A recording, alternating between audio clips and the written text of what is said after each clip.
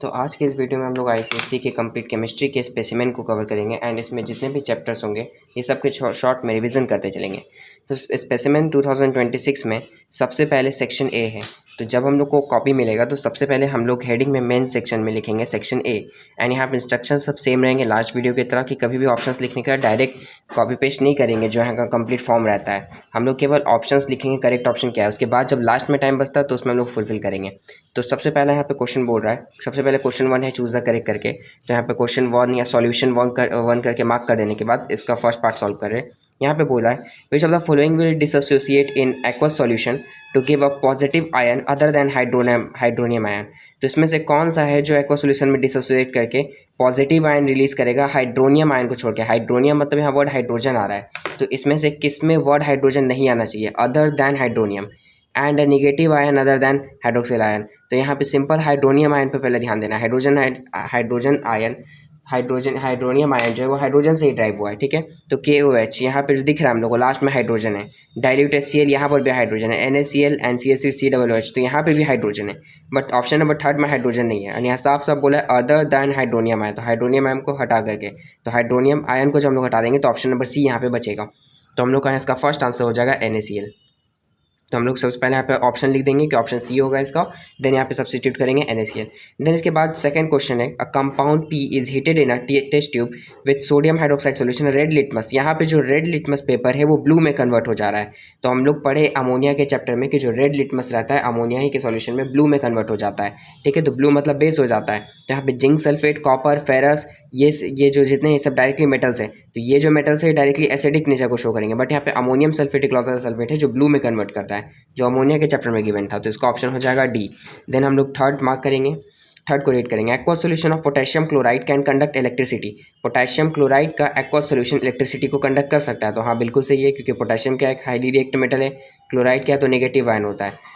कंडक्शंस of electric current is due to the presence of free ion. Electric current का conduction free ion से होता है। तो ये दोनों स्टेटमेंट सही है, क्योंकि यहाँ पोटेशियम क्लोराइड में क्लोराइड नेगेटिव आयन है एंड यहाँ पे नेगेटिव आयन से कंडक्ट होता है इलेक्ट्रिसिटी। तो इसका ऑप्शन नंबर सबसे बेस्ट होगा वो C होगा कि A एंड B दोनों सही है एंड R करेक्ट एक्सप्लेनेशन है। तो इसका ऑप्शन हो जाएगा यहाँ पे C। देन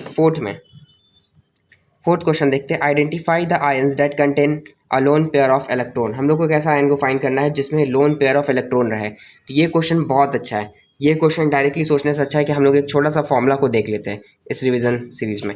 तो फॉर्मूला क्या होता है लोन पेयर के लिए कि जो एक्चुअल में जो एटॉमिक नंबर है किसी आयन का, एक्चुअल में बेसिकली एटॉमिक नंबर है एंड इस एटॉमिक नंबर में जो लास्ट शेल्स में जितने नंबर ऑफ इलेक्ट्रॉन हैं सिर्फ लास्ट शेल को देखेंगे, माइनस करेंगे इसके साथ जितने भी बॉन्ड है डिवाइडेड बाई 2 कर देंगे। अभी जैसे इस क्वेश्चन को अटेम्प्ट करके देखते हैं, जैसे कि यहाँ पे ऑक्सीजन है, सबसे पहले हम लोग को मेजर को देखना है, माइनर को नहीं जिसके साथ ऐडेड है। जैसे हाइड्रोजन ऑक्सीजन के साथ ऐड है, यहाँ पे हाइड्रोजन नाइट्रोजन के साथ ऐड है, ऑक्सीजन के साथ हाइड्रोजन ऐड है, ठीक है। ये नहीं समझना है कि हाइड्रोजन में ऑक्सीजन ऐड है, ऑक्सीजन में हाइड्रोजन ऐड है, ठीक है। तो ऑक्सीजन यहाँ मेन है, तो ऑक्सीजन का एटॉमिक नंबर क्या होता है, ऑक्सीजन का एटॉमिक नंबर 8 होता है। तो 8 होता है, तो 8 को हम लोग लिख सकते हैं फर्स्ट शेल में 2 आएगा, सेकंड शेल में कितना आएगा 6। तो यहाँ पे पार्ट कितना आया 6। तो हम लोग सबसे पहले क्या लिखेंगे यहाँ पे 6 माइनस यहाँ पे कितने बॉन्ड है हाइड्रोजन के, कितने नंबर ऑफ हाइड्रोजन है 1 है, तो 6 - 1 डिवाइडेड बाई 2। तो 6 - 1 इज 5/2। 5/2 एक होल नंबर नहीं है, तो ये आंसर हम लोग का रिजेक्ट हो जाएगा। ऑप्शन नंबर 2 को देखते हैं। ऑक्सीजन सेम है बट हाइड्रोजन है कितने बॉन्ड है 3 है, तो सेम ये फॉर्मूला यूज़ करेंगे एटॉमिक नंबर, लेकिन एटॉमिक नंबर समझ के चलिए वैलेंस इलेक्ट्रॉन, इसके जगह पे एक और वर्ड लिख सकते हैं हम लोग वैलेंस इलेक्ट्रॉन, कि कितने इलेक्ट्रॉन हैं एक्यूरेट लास्ट शेल में। तो इलेक्ट्रॉन हम लोग को पता है ऑक्सीजन में कितने हैं 6 है, इस बार हाइड्रोजन का कितना बॉन्ड बना है 3 का बॉन्ड बना है, कॉज यहाँ पे हाइड्रोजन हम लोग को दिख रहा है 3। देन डिवाइड बाई कर देंगे हम लोग 2, ठीक है। तो अब हम लोग इसको डिवाइड करेंगे तो 6 - 3 हम लोग कर देंगे, तो यहाँ पे आ जाएगा 3/2, ठीक है। तो इस पार्ट में हम लोग का आ रहा है और सॉल्यूशन 3/2। बट हम लोग अब एक और स्टेप आगे देख लेते हैं। तो यहाँ पे समझ में आ रहा है जब इसको सॉल्व करते हैं तो ये 2.5 समथिंग आता, ठीक है, एंड इसको सॉल्व करेंगे तो ये 1.5 समथिंग आएगा। अब थर्ड पार्ट को देखते हैं। यहाँ पे नाइट्रोजन है, देन यहाँ पे हाइड्रोजन है, इसको इंस्टेंट कैसे करेंगे। तो सबसे पहले हम लोग नाइट्रोजन का समझेंगे। नाइट्रोजन का एटॉमिक नंबर कितना होता है 7 होता है, ठीक है। तो फर्स्ट शेल में 2, देन सेकंड शेल में होगा 5, बट यहाँ पे हाइड्रोजन कितने हैं 4 है, तो 5 माइनस 4 डिवाइडेड बाई 2, तो 5 माइनस 4 बाई 2 कितना हो गया 1/2, तो 1/2 हम लोग का 0.5 आ रहा है। कभी भी 1 अगर पूछा गया 1 लॉन पेयर है तो हमेशा 1 होना चाहिए, या 1 से थोड़ा ज़्यादा हो सकता है, लेकिन पॉइंट्स की तरफ 1 से कम नहीं चलेगा, तो ये पार्ट हो गया रिजेक्ट। फोर्थ पार्ट में सिंपल हाइड्रोजन है, तो सिंपल हाइड्रोजन तो लोन पेयर रहेगा नहीं, तो ये डायरेक्टली रिजेक्ट हो गया। तो हम लोग का क्या बचा 1.5 जो सबसे एक्यूरेट है, तो 1.5 वाला कौन था यहाँ पे H3O, तो ऑप्शन नंबर 20 का सिलेक्ट हो जाएगा H3O। तो यहाँ समझना है लोन पेयर का फॉर्मूला कैसे, देखिए कि वैलेंस इलेक्ट्रॉन लास्ट शेल में कितना है, माइनस करेंगे बॉन्ड जो उसके साथ कितने नंबर ऑफ बॉन्ड्स बन रहे हैं, जैसे यहाँ पे 3 हाइड्रोजन का बॉन्ड था तो माइनस कर दिए 3 डिवाइडेड बाई 2, इस चीज़ को यहाँ पे समझना था। नेक्स्ट है 4 रिएक्शन, यहाँ पे ओवरऑल 4 रिएक्शन गिवन है। 4 reaction, first of all calcium carbonate, then dilute hydrochloric acid zinc के साथ में रिएक्ट हो रहा है। थर्ड में एथानॉल से यहाँ बर्न किया जा रहा है, फ्लेम बर्न हो रहा है। नेक्स्ट है डाइल्यूट सल्फ्यूरिक एसिड है यहाँ पे मैग्नीशियम कार्बोनेट। तो क्या पूछा गया विच रिएक्शन प्रोड्यूस वाटर, इसमें से कौन सा रिएक्शन वाटर का प्रोडक्शन करेगा, ठीक है, इसमें से कौन सा रिएक्शन वाटर का प्रोडक्शन करेगा, ऐसा फॉर्म वाटर आएगा। सबसे पहले इसको समझते हैं, कैल्शियम कार्बोनेट, सिर्फ कैल्शियम कार्बोनेट को हीट करेंगे तो क्या कभी भी वाटर आएगा, नहीं आएगा, ठीक है। कैल्शियम कार्बोनेट में हाइड्रोजन है ही नहीं, तो बिना हाइड्रोजन के कहाँ से फॉर्मेशन होगा वाटर का, तो जहाँ पर ऑप्शन 1 है वो रिजेक्ट हो जाएगा, तो ऑप्शन वन ये वाला पार्ट रिजेक्ट हो गया हम लोग का। देन नेक्स्ट समझते हैं, अब क्या बचा हम लोग का सी या फिर डी, तो सी में बोल रहा है 3 4 एंड एक में बोल रहा है 2 3। अब इसको समझते हैं 3 4 एंड 2 3 में डिफरेंस समझते हैं। सबसे पहले यहाँ पे है जिंक, ठीक है, जिंक डाइल्यूट हाइड्रोक्लोरिक एसिड के साथ में रिएक्ट कर रहा है, तो जिंक है हम लोग का, जिंक डाइल्यूट हाइड्रोक्लोरिक एसिड के साथ रिएक्ट कर रहा है, HCl के साथ में रिएक्ट कर रहा है, तो ठीक है। अब ये जब रिएक्ट कर रहा है हाइड्रोक्लोरिक एसिड के साथ में, तो जिंक ज़्यादा रिएक्टिव है, जिंक क्लोरीन के साथ बॉन्ड बना लेगा, तो जिंक क्लोराइड हो जाएगा और यहाँ पे हाइड्रोजन गैस रिलीज होगा, क्योंकि यहाँ पे वाटर का कहीं डिस्कशन ही नहीं हुआ, तो ऑप्शन नंबर 2 भी जहाँ होगा वो डायरेक्टली रिजेक्ट हो जाएगा, क्योंकि ये पूरा एसिड था। बट अब ऑप्शन नंबर 2 रिजेक्ट हो गया, तो 2 वाला ये पार्ट था, बचा क्या हम लोग का 3 एंड 4।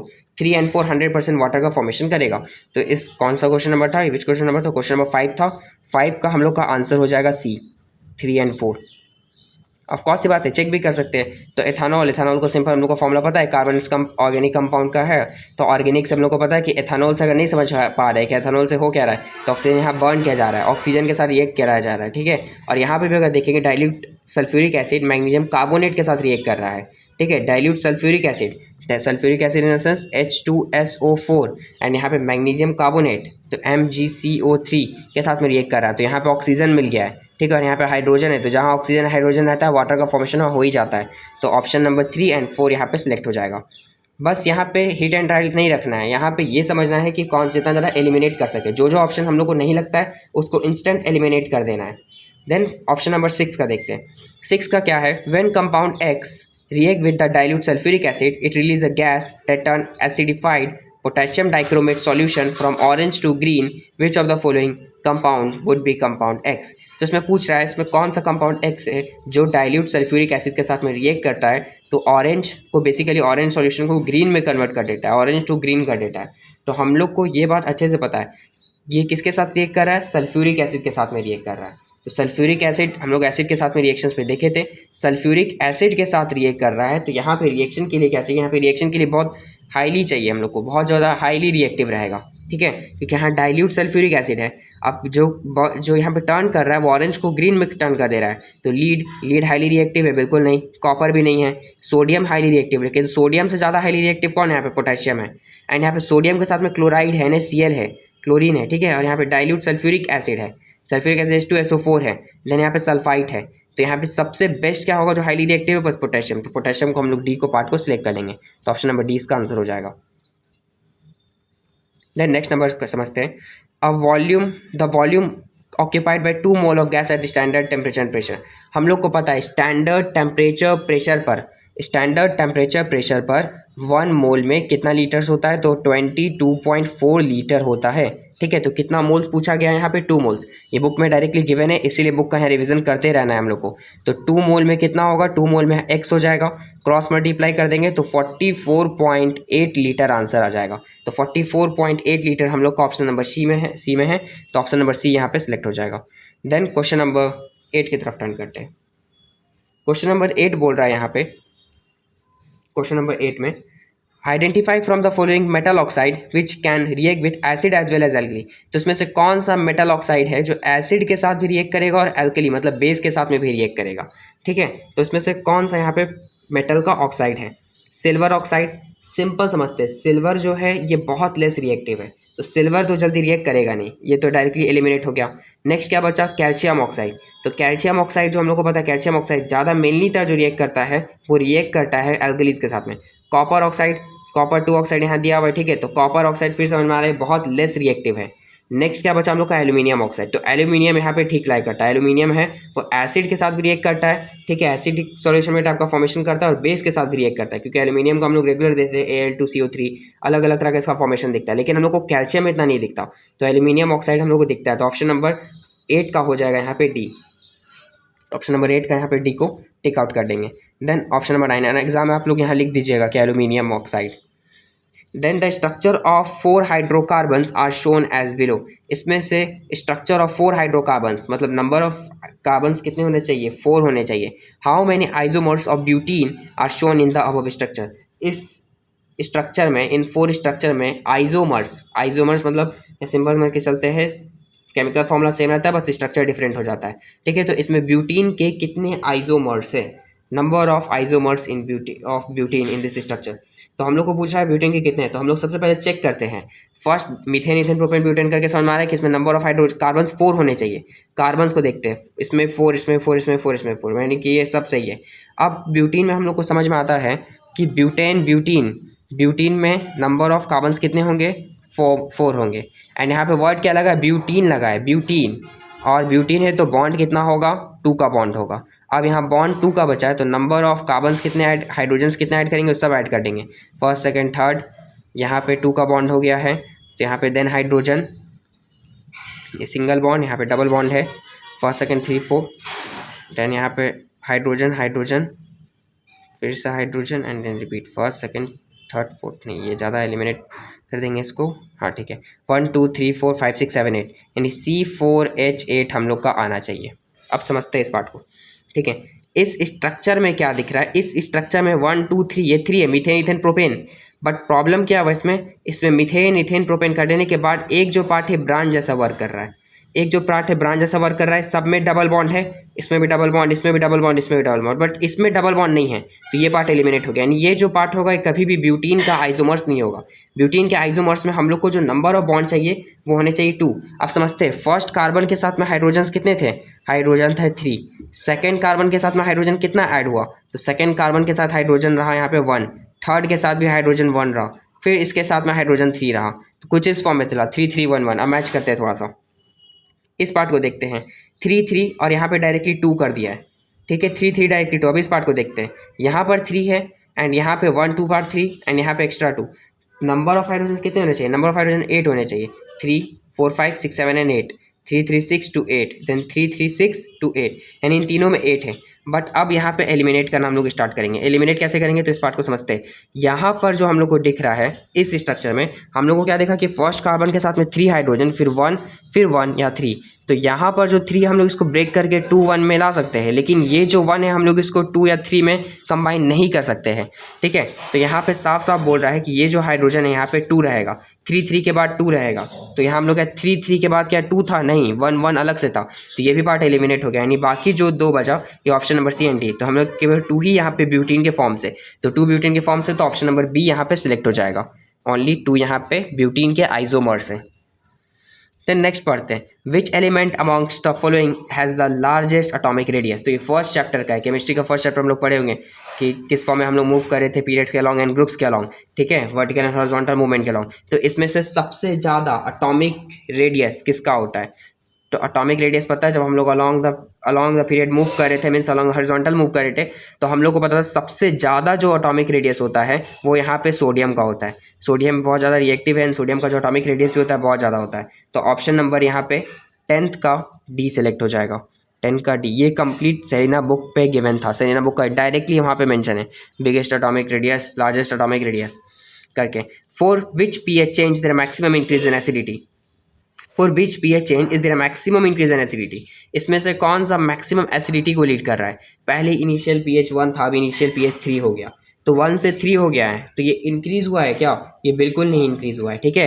3 से 1 होता तो समझ में आता है इंक्रीज़ हुआ है। 2 से 6 हो गया है, ये भी डायरेक्टली एलिमिनेट हो गया। 6 मतलब समझ में आ रहा है, एसिडिटी बहुत कम हो गया। जितना ज़्यादा हम लोग का 7 से डिस्टेंस पे रहेगा, 1 2 3 ये सब बहुत हाईली एसिडिक होते हैं, फिर 4 5 6 ये सब थोड़े लो क्वालिटी में आ जाता है, मतलब इसका एसिडिटी थोड़ा कम हो जाता है, कम हाइड्रोजन अमाइन से रिलीज करते हैं। नेक्स्ट पार्ट को देखते हैं। ये 3 था पहले इसका एसिडिटी, अब 1 हो गया, ठीक है। 3 से 1 हुआ, यानी कितना डिक्रीज हुआ? सिर्फ और सिर्फ हम लोग का देखा जाए तो 2, यानी सिर्फ और सिर्फ 2 पार्ट डिक्रीज हुआ। 3 - 2 करेंगे तो हम लोग का आंसर 1 आएगा। तो कितना डिक्रीज हुआ? 2। मतलब कितना इंक्रीज हो रहा है? एसिडिटी कितना इंक्रीज हो रहा है? 2 इंक्रीज हो रहा है। 6 से 2 आ गया, 6 था पहले, अब 2 हो गया, ठीक है। तो 6 में से 2 आने में कितना सब्ट्रैक्ट करना होगा? 4, यानी कितना इंक्रीज हुआ एसिडिटी? 4 से इंक्रीज हो गया है। 4 से इंक्रीज हो गया तो ऑप्शन नंबर डी सिलेक्ट हो जाएगा, क्योंकि यहाँ पूछा है मैक्सिमम इंक्रीज इन एसिडिटी। तो इसका 11 पार्ट का ऑप्शन नंबर यहाँ पे डी सेलेक्ट हो जाएगा, 11th का। The equation below shows the reaction between element X and dilute sulfuric acid। ये जो रिएक्शन है ये रिएक्ट कर रहा है यहाँ पे X को डाइल्यूट सल्फ्यूरिक एसिड के साथ में, तो dilute sulphuric acid called H2SO4। अब ये रिएक्ट कर रहा है तो XSO4 बन जा रहा है, H2 बन जा रहा है। तो X जो है वो हाइड्रोजन को रिप्लेस कर दे रहा है, ठीक है। यानी X समझ में आ रहा है, X ज़्यादा रिएक्टिव है comparison of hydrogen. Which particles are responsible for conducting electricity in dilute sulphuric acid and compound XSO4। तो इसमें से कौन सा पार्टिकल रिस्पॉन्सिबल है इलेक्ट्रिसिटी को कंडक्ट कराने के लिए सल्फ्यूरिक एसिड में एंड अ कंपाउंड XSO4 का फॉर्मेशन करने में? तो इसमें से कौन सा पार्टिकल का बात कर रहा है? Electron, only positive ion, only negative ion, या फिर both negative and only negative ions, या both negative and positive ions? तो समझते हैं हम लोग इस बात को, ठीक है। यहाँ पर हो क्या रहा है, ये X हाइड्रोजन को रिमूव करके SO4 के साथ में बॉन्ड बना रहा है। तो ये रिएक्टिव है, इतना समझ में आ रहा है। रिएक्टिव है तो इसमें पॉजिटिव आयन और नेगेटिव आयन दोनों रहे होंगे, क्योंकि ओनली नेगेटिव आयन रहेगा तो समझ में आ रहा है कि वो सिर्फ और सिर्फ गेन करेगा। पॉजिटिव आयन रहेगा तो सेक्रीफाइस करेगा। लेकिन ये डिडक्ट कर रहा है, ऐसे हाइड्रोजन को रिमूव कर रहा है, तो हाइड्रोजन को रिमूव कर रहा है, यानी कि इसमें पॉजिटिव और नेगेटिव दोनों आयंस प्रेजेंट है। अगर सिर्फ एक आयंस प्रेजेंट रहता तो सिर्फ ये एक जैसा फंक्शन वर्क करता। तो ऑप्शन नंबर 12 का आंसर क्या हो जाएगा? ऑप्शन नंबर 12 का आंसर हो जाएगा पार्ट हम लोग का डी, किसमें दोनों के दोनों आंसर्स, मतलब इसमें दोनों है, पॉजिटिव एंड नेगेटिव दोनों आयंस प्रेजेंट है। एंड बेसिकली इस PDF का जो भी सॉल्यूशन है वो ऑलरेडी प्रोवाइडेड है, तो सॉल्यूशन अच्छे से देखना है तो एट द लास्ट PDF में आप लोग को मिल जाएगा डिस्क्रिप्शन बॉक्स में। लेकिन यहाँ पर बेसिकली आपको समझने पे फोकस करना है कि क्वेश्चन को समझेंगे कैसे, क्या बोल रहा है, इसको कैसे अटेम्प्ट करेंगे। नेक्स्ट पार्ट है मेथनॉल। ये सिंपल समझ में आ रहा है, मेथनॉल इथेनॉल, ये ऑर्गेनिक केमिस्ट्री का क्वेश्चन हो गया। Methanol and ethanol use belongs to the same homologous series। Methanol and ethanol same homologous series से बिलोंग करता है। What does this statement means? तो इस स्टेटमेंट का क्या मतलब हुआ, ठीक है। मेथनॉल इथेनॉल दोनों सेम होमोलोगस सीरीज से बिलोंग किया, इसका मतलब क्या हुआ? सेम होमोलोगस सीरीज से बिलोंग करना मतलब their molecules contain atoms only of hydrogen carbon. अब मेथनॉल है, मेथनॉल में ध्यान से समझेंगे लास्ट में ये अल्कोहल जैसा ग्रुप में है, तो इसमें ऑक्सीजन भी एडेड है। तो क्या इसमें सिर्फ और सिर्फ कार्बन और हाइड्रोजन है? तो बिल्कुल गलत, पहला स्टेटमेंट यहीं पे खत्म हो गया। Their molecules have same number of carbon atom. Methanol और इथेनॉल में same number of carbon atom होते हैं? बिल्कुल नहीं। मेथनॉल में देखा जाएगा तो 1, इथेनॉल में देखा जाएगा तो कार्बन एटम 2 होते हैं इसमें। दे have the same functional group, तो ये हम लोग का ज़्यादा रिलेवेंट लग रहा है। एक बार ऑप्शन नंबर डी को भी रीड कर लेते हैं। They have the same relative molecular mass, इन दोनों के रिलेटिव मॉलिक्यूलर मास सेम है? तो बिल्कुल नहीं। इसमें हाइड्रोजन, इसमें जो नंबर ऑफ कार्बन 1 है, इसमें नंबर ऑफ कार्बन 2 है, तो मास कभी सेम होगा ही नहीं, रिलेटिव मॉलिक्यूलर मास भी नहीं। तो सबसे बेस्ट क्या लगा? सबसे बेस्ट हम लोग का ऑप्शन नंबर सी है। तो इस फॉर्म से हम लोग को एलिमिनेशन से सॉल्व करना है, जो सबसे बेस्ट लगता है उसको सिलेक्ट करना है। हर एक क्वेश्चन को देख के रिजेक्ट करते चले जाना है कि इसमें कौन सा ऑप्शन नहीं होगा।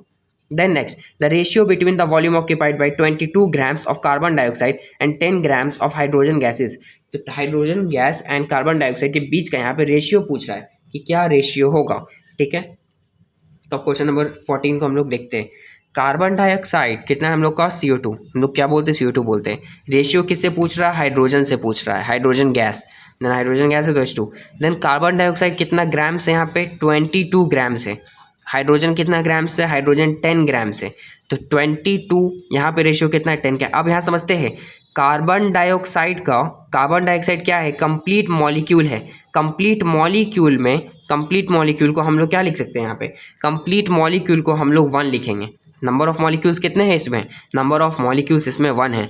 एंड ये रिएक्ट कर रहा है 22 ग्राम्स ऑफ कार्बन डाइऑक्साइड, मतलब 22 ग्राम्स मतलब 1 मोल किसका? 1 मोल कार्बन डाइऑक्साइड का। 10 ग्राम्स ऑफ हाइड्रोजन गैस मतलब कि 10 मोल हाइड्रोजन गैस का, तो 1:10। ये हाइड्रोजन गैस में 10 क्यों आया? क्योंकि हाइड्रोजन सिर्फ और सिर्फ गैसियस फॉर्म में किसी के साथ में कंबाइन करके नहीं चल रहा। तो हाइड्रोजन है वो कितना ग्राम है? 10 ग्राम, मतलब कि कितना मोल्स हो गया? 10 मोल्स हो गया। बट कार्बन डाइऑक्साइड का अगर हम लोग मास के टर्म में भी बात करते हैं, ठीक है, मास के टर्म में भी बात करके फाइंड कर लेते हैं। कार्बन डाइऑक्साइड है तो यहाँ पे क्या है पार्ट हम लोग का? कार्बन है, तो कार्बन का वेट हम लोग का क्या होगा? कार्बन का वेट पता है हम लोग का 12 होगा। ऑक्सीजन का कितना होता है? तो ऑक्सीजन का हम लोग का होता है 16, ठीक है, 16। नंबर ऑफ ऑक्सीजन कितने हैं? 2 है, तो 16 + 16 32, तो इसमें 32 को ऐड कर देंगे तो ये हो जाएगा यहाँ पे 44। कितना हम लोग का यहाँ पे दिख रहा है? 44 ग्राम्स इसका एक्चुअल होगा। इसका एक्चुअल वेट कितना होगा? इसका एक्चुअल वेट 44 ग्राम्स होगा। तो यहाँ सिर्फ कितना ग्राम्स किया है? 22 ग्राम्स भी दिया है। तो 22 ग्राम्स मतलब हम लोग नियरेस्ट टू 1 डिजिट तक जाते हैं, मतलब नेचुरल नंबर में रहने का ट्राई करते हैं, होल नंबर में नहीं ट्राई करते हैं।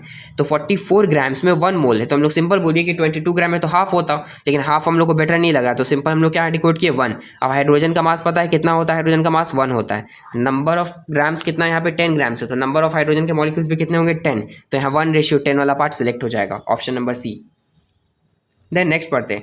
In the process of electro refining of copper shown in the diagram below which of the following statements correct है? इलेक्ट्रो रिफाइनिंग हो रहा है कॉपर का, एनोड पे साफ समझ में आ रहा है कि एनोड पे रखा गया है इम्प्योर कॉपर को, कैथोड पे रखा गया है प्योर कॉपर को। अब देखते हैं, the anode is made up of pure copper, anode pure copper का होना चाहिए, एनोड प्योर कॉपर का होना चाहिए, बस स्टेटमेंट हम लोग रीड कर रहे हैं। The cathode is made up of impure copper, cathode impure copper का होना चाहिए, और ये डायरेक्टली सेलिना बुक में इलेक्ट्रो रिफाइनिंग इलेक्ट्रोलिसिस के चैप्टर में भी गिवन है कि कैसे हम लोग रिफाइनिंग करते हैं। Copper is deposited at anode, copper ions from anode move to cathode and get deposited as a pure copper. Copper ions from the anode move to the cathode and get deposited as a pure copper.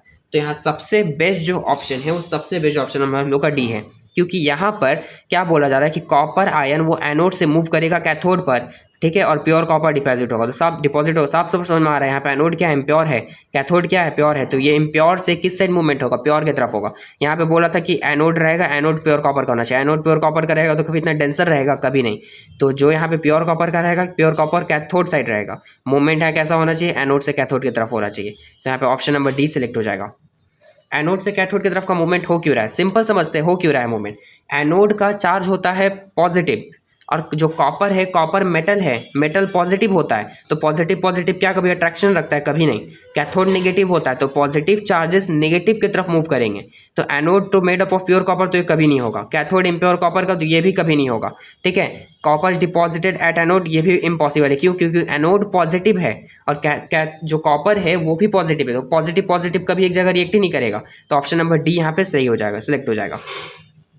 और ये सब साफ Selena book में directly given है। Electroplating, अब next हम लोग question 2 की तरफ एंटर कर गए हैं। Electroplating steel object with silver involves a 3 step. Electroplating क्या जा रहा है? इलेक्ट्रोप्लेटिंग मतलब होता है कि एक दूसरे एलिमेंट का, दूसरे मेटल का लेयर को उस पर लेयर को समझ सिंपल समझ लेयरिंग कर देना, मतलब पतला सा एक लेयर शीट का यूज़ करके उसके ऊपर चढ़ा देना। With silver involves a 3 step, ठीक है। इलेक्ट्रोप्लेटिंग क्या जा रहा है? स्टील ऑब्जेक्ट का विद सिल्वर के साथ में, ठीक है। यहाँ पे स्टील ऑब्जेक्ट है और यहाँ पे जो कॉपर एनोड है। अब यहाँ पे समझते हुआ क्या है, किसके साथ स्टील ऑब्जेक्ट का क्या जा रहा है? सिल्वर के साथ में, सिल्वर इन्वॉल्व्स, ठीक है। अब यहाँ पे जो एनोड लिया गया, ये किसका लिया गया? कॉपर का ले लिया गया। 3 a coating of copper is applied to the object, कि जो ऑब्जेक्ट पे कोटिंग हो जाएगा कॉपर का। A coating of nickel is applied to the object, और फिर इस पे जो ऑब्जेक्ट है इस पे निकल का कोटिंग किया जाएगा, ठीक है। निकल का मतलब यहाँ पे समझ में आ रहा है कि हम लोग एनोड पे कॉपर को हटा के निकल को ऐड कर दिया जाएगा। Coating of silver is applied to the object, और यहाँ पे फिर नेक्स्ट सिल्वर रहेगा तो सिल्वर अप्लाइड हो जाएगा, ठीक है। तीनों पढ़ लिए, नेक्स्ट पढ़ते हैं। क्वेश्चन क्या बोल रहा है? A diagram of apertures use for step 1 is shown, ठीक है। स्टेप 1 में शो करने के लिए देखिए यहाँ पे फर्स्ट पार्ट है कॉपर, यहाँ पे कोटिंग चल रहा है, ठीक है। The chemical process take place on the surface of the object, CO2 positive ion, 2 negative ions copper. What is the observation seen at the surface of the object? Surface of the object पे क्या होगा? Simple समझते, देखिए क्या पहला क्या हो रहा है? कॉपर का यहाँ पे क्वेश्चन नंबर 2 का हम लोग का कॉपर का यहाँ पे क्या हो रहा है? कॉपर का यहाँ पे शीट चढ़ाया जा रहा है, कॉपर से इलेक्ट्रोप्लेटिंग हो रहा है। तो कॉपर से इलेक्ट्रोप्लेटिंग हो रहा है, तो यहाँ सरफेस पे क्या होगा? व्हाट इज द ऑब्जर्वेशन, क्या हम लोग को दिखेगा सरफेस पे? तो कॉपर से हम लोग को क्या दिखेगा? कॉपर से हम लोग को क्या दिखेगा कि उस पर जो कलर है वो रेडिश ब्राउन कलर का हो गया है। जिस पे इलेक्ट्रोप्लेटिंग हो रहा है उसका कलर जो टॉप का है रेडिश ब्राउन हो गया है, ठीक है। क्योंकि सबसे पहला ऑब्जर्वेशन ये होगा, तो यहाँ पे ऑब्जर्वेशन पूछा था, तो हम लोग ऑब्जर्वेशन बता दिए कि रेडिश ब्राउन कलर हम लोग को नोटिस होगा। We notice a reddish brown colour. Then next part जो हम लोग का क्वेश्चन पूछ रहा है, why explain why the concentration of copper ion in the electrolyte remain constant throughout the step. तो पूछा जा रहा है यहाँ पे जो कॉपर आयन का कॉन्सेंट्रेशन है इलेक्ट्रोलाइट्स मीन्स यहाँ पे दो एनोड कैथोड का बात करिए, कांस्टेंट रहेगा स्टेप वन में, constant through out the step one में कांस्टेंट है। सिंपल समझना है कांस्टेंट क्यों होगा, कांस्टेंट इसलिए होगा कि जो एनोड रहेगा एनोड रिलीज करेगा, एनोड किसको रिलीज करेगा, बेसिकली एनोड रिलीज करवाएगा कॉपर आयंस को, एंड कॉन्सेंट्रेशन जो रहेगा कॉपर आयन का चेंज नहीं होगा। ये जो पार्ट समझते हैं, ये जो हम लोग का एनोड है, ये एनोड से मूवमेंट किसके तरफ हो रहा है, कैथोड की तरफ हो रहा है। एनोड से मूवमेंट कैथोड की तरफ हो रहा है, ये नहीं हो रहा है कि बीच में जो कॉपर है वो बर्न हो जा रहा है या एनर्जी बन के रिलीज हो जा रहा है। तो सेम क्यों है, सेम इसीलिए है क्योंकि जो मूवमेंट हो रहा है वो एनोड टू कैथोड की तरफ हो रहा है, किसी भी सॉल्यूशन में मिक्स नहीं हो रहा है एक्वा रिजिया जैसा कि इसमें सिल्वर या गोल्ड रखे तो मिक्स हो गया, थोड़ा सा डिजॉल्व हो गया, नहीं। यहाँ पर कॉन्सेंट्रेशन सेम इसीलिए है बिकॉज यहाँ पे पूरा स्टेटमेंट लिखने के बाद the concentration of copper and same electrolyte remain same through out the step one because anode, यहाँ पे आगे क्या लिखेंगे, anode released, anode released copper ion, anode copper ions को रिलीज करेगा एंड कलेक्ट एट, एंड कहाँ पे कलेक्ट होगा, तो कैथोड पे ये पार्ट कलेक्ट हो जाएगा, तो इसमें किसी भी तरह के इंक्रीमेंट या डिक्रीमेंट नहीं शो होगा। नेक्स्ट हम लोग क्वेश्चन नंबर 2 को देखते हैं, इसी पार्ट का बी को। Give 2 changes which should be needed in order to coat nickel on to the copper object in the step 2। तो हम लोग को 2 चेंजेस बताने हैं जिसके कारण हम लोग कॉपर के बाद अब इस पर निकल का कोटिंग कर पाए। निकल यहाँ पे एक सिंपल एलिमेंट है जिसका हम लोग को कोटिंग करना है, तो हम लोग को क्या 2 चेंजेस करने होंगे। तो सबसे पहला चेंजेस, अगर ये जो कॉपर का बना हुआ है, एनोड पे कॉपर है तो साफ साफ पता चला कॉपर का ही प्लेटिंग होगा, तो हम लोग को एनोड पे किसको ऐड करना पड़ेगा, एनोड पे हम लोग को निकल को ऐड करना पड़ेगा। तो सबसे पहला 2 चेंजेस क्या लिखेंगे, ऐसे करके लिखेंगे, द गिवन 2 चेंजेस आर करने का फिर पॉइंट्स में लिखेंगे, ऐड निकल एट एनोड साइड, कॉपर के बाद हम लोग निकल को एनोड साइड में ऐड करेंगे, ठीक है। और ये जो होना चाहिए ये किस में होना चाहिए, एक्वस सॉल्यूशन में होना चाहिए। एक्वस सॉल्यूशन में क्यों होना चाहिए, क्योंकि निकल का जो मूवमेंट होगा वो एक्वस, मतलब सिंपल के चलिए जो आयंस का जो मूवमेंट होगा वो एक्वस सॉल्यूशन में ही होता है। एक्वस निकल सल्फेट या फिर और एनी सॉल्ट, कोई भी तरह का हम लोग सॉल्ट को ले सकते हैं एक्वस सॉल्यूशन के फॉर्म में। बस सबसे पहला एनोड हम लोग का निकल का होना चाहिए और इसमें जो मूवमेंट होना चाहिए वो यहाँ पे एक्वस सॉल्यूशन में होना चाहिए या फिर कोई भी किसी तरह का सॉल्ट सॉल्यूशन में भी मूवमेंट हो जाएगा। देन नेक्स्ट पार्ट हम लोग क्वेश्चन नंबर सी को देखते हैं। क्वेश्चन नंबर सी बोल रहा है, write down the reactions taking place at the positive electrode during step 3। Step 3 में क्या हो रहा था, कोटिंग किसका हो रहा है, सिल्वर का। अप्लाइड ऑब्जेक्ट में कोटिंग हो रहा है, किसका हो रहा है, सिल्वर का हो रहा है। तो इसी का हम लोग को स्टेप लिखना है, ठीक है। इसी का हम लोग को यहाँ पे अच्छे से लिखना है कि कैसे यहाँ पे एडअप हो रहा है। तो हम लोग क्या लिखेंगे, सिल्वर का हम लोग सिंबल क्या जानते हैं, Ag जानते हैं, ठीक है। सिल्वर ये दे देंगे साइन यहाँ पे रिएक्शन का। सिल्वर क्या करेगा, सिल्वर अभी एनोड पे किस पे जाएगा, कैथोड पे जाएगा, तो इलेक्ट्रॉन को ये क्या करेगा, लूज करेगा, इलेक्ट्रॉन को लूज करेगा। तो यहाँ पे सिल्वर लूज करेगा तो यहाँ पॉजिटिव प्लस कितना लूज किया इस हिसाब से यहाँ पॉजिटिव 1 2 3 4 लिखाता है, बट यहाँ एक ही इलेक्ट्रॉन लूज करेगा, सिल्वर पॉजिटिव प्लस यहाँ पे एक इलेक्ट्रॉन, बस यही हम लोग का आंसर होगा। इसी को यहाँ बोला था कि स्टेप 3 को अच्छे से लिख के दिखाना है कि पॉजिटिव इलेक्ट्रोड में क्या हो रहा है। पॉजिटिव इलेक्ट्रोड मतलब यहाँ पे इस पार्ट एनोड में क्या हो रहा है, तो एनोड में सिंपल सा हमारा जो सिल्वर हो रहा है वो ब्रेक डाउन हो रहा है, सिल्वर इलेक्ट्रॉन को लूज कर रहा है। देन नेक्स्ट हम लोग क्वेश्चन नंबर 2 को देखते हैं। 2 का ही सब पार्ट यहाँ पे 2 है। तो 2 का फर्स्ट पूछा है, a bond form between 2 atoms by sharing a pair of electrons with both electrons being provided by the same atom. अब कौन सा बॉन्ड फॉर्म होगा, ठीक है, जहाँ पे a bond form between 2 atoms, 2 atoms के बीच में, जहाँ पे इलेक्ट्रॉन का शेयरिंग हो रहा है, sharing a pair of electron, simple sharing नहीं हो रहा है। सिंपल शेयरिंग रहता तो एक कोवेलेंट बॉन्ड हो जाता, बट यहाँ पे शेयरिंग कैसे हो रहा है, पेयर में हो रहा है, with both electrons being provided by the same atom, और जो दोनों इलेक्ट्रॉन होगा वो सेम एटम ही प्रोवाइड करेगा। तो यहाँ जो एक वर्ड पेयर लग गया, तो पेयर लग जाने के कारण ये भी सेलिना बुक में गिवन था कि ये कौन सा बॉन्ड होता है, तो ये बॉन्ड होता है हम लोग का कोऑर्डिनेट बॉन्ड। एंड ये ओवरऑल जितने भी PYQs एंड स्पेसिमेन के जितने भी क्वेश्चन हैं, हम लोग का एक जो PDF है जो बेसिकली डिस्क्रिप्शन बॉक्स में है, तो उस PDF से ही बिलोंग कर रहा है। तो वो PDF में जितने भी होगा चैप्टर्स उस सबसे आप लोग रिविजन कर लीजिएगा। एंड नेक्स्ट पार्ट हम लोग देखते हैं B, a salt form by the complete neutralization of an acid by base. एक सॉल्ट का फॉर्मेशन हो रहा है कंप्लीट न्यूट्रलाइजेशन करके एसिड का बेस के साथ में, तो कंप्लीट न्यूट्रलाइजेशन हो गया है। तो सॉल्ट का बस यहाँ नेम देना, identify the following, salt form by the complete neutralization. तो कंप्लीट न्यूट्रलाइजेशन हो रहा है तो उसको हम लोग कौन सा सॉल्ट बोलेंगे, एसिडिक सॉल्ट बोलेंगे, बेसिक सॉल्ट बोलेंगे, नॉर्मल सॉल्ट बोलेंगे। तो सॉल्ट के एग्जांपल सोडियम क्लोराइड लिख सकते हैं, ठीक है, वरना फिर हम लोग सिंपल लिख देंगे नॉर्मल सॉल्ट। एग्जाम्पल देना रहेगा तो यहाँ पे NaCl, this one is called normal salt, मतलब ना एसिडिक होना चाहिए ना बेसिक होना चाहिए। A reaction in which the hydrogen of alkane is replace by a halogen, एक ऐसा रिएक्शन जिसमें हाइड्रोजन का, ठीक है, reaction which hydrogen of alkane, hydrogen of an alkane यानी कि एल्केन का हाइड्रोजन रिप्लेस हो रहा है हैलोजन से, रिप्लेस हो रहा है। तो रिप्लेस हो रहा है तो इसको डिस्प्लेसमेंट नहीं बोलेंगे कि यहाँ पे क्या हो रहा है, एल्केन से रिप्लेस हो रहा है, तो इसको क्या बोलेंगे, सब्सटीट्यूशन बोलेंगे। क्योंकि कुछ तरह के रिएक्शंस ऑर्गेनिक केमिस्ट्री में हम लोग ने देखा था जिसमें हम लोग कॉम्बिनेशन के जगह पे एडिशन बोलते थे, डिस्प्लेसमेंट की जगह पे सब्सटीट्यूशन बोलते थे। तो ये सभी नेम थोड़ा सा आप लोग को याद रखना है।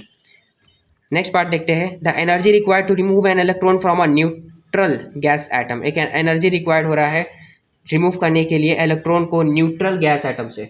तो उस एनर्जी को हम लोग क्या बोलते हैं, तो ये भी एनर्जी को हम लोग को नेम पता है, उस एनर्जी को हम लोग बोलते हैं आयोनाइजेशन पोटेंशियल। आयोनाइजेशन पोटेंशियल से क्या होता है, तो उसमें जो इलेक्ट्रॉन रहता है लूज करवाया जाता है लेस रिएक्टिव गैस से या मेटल से।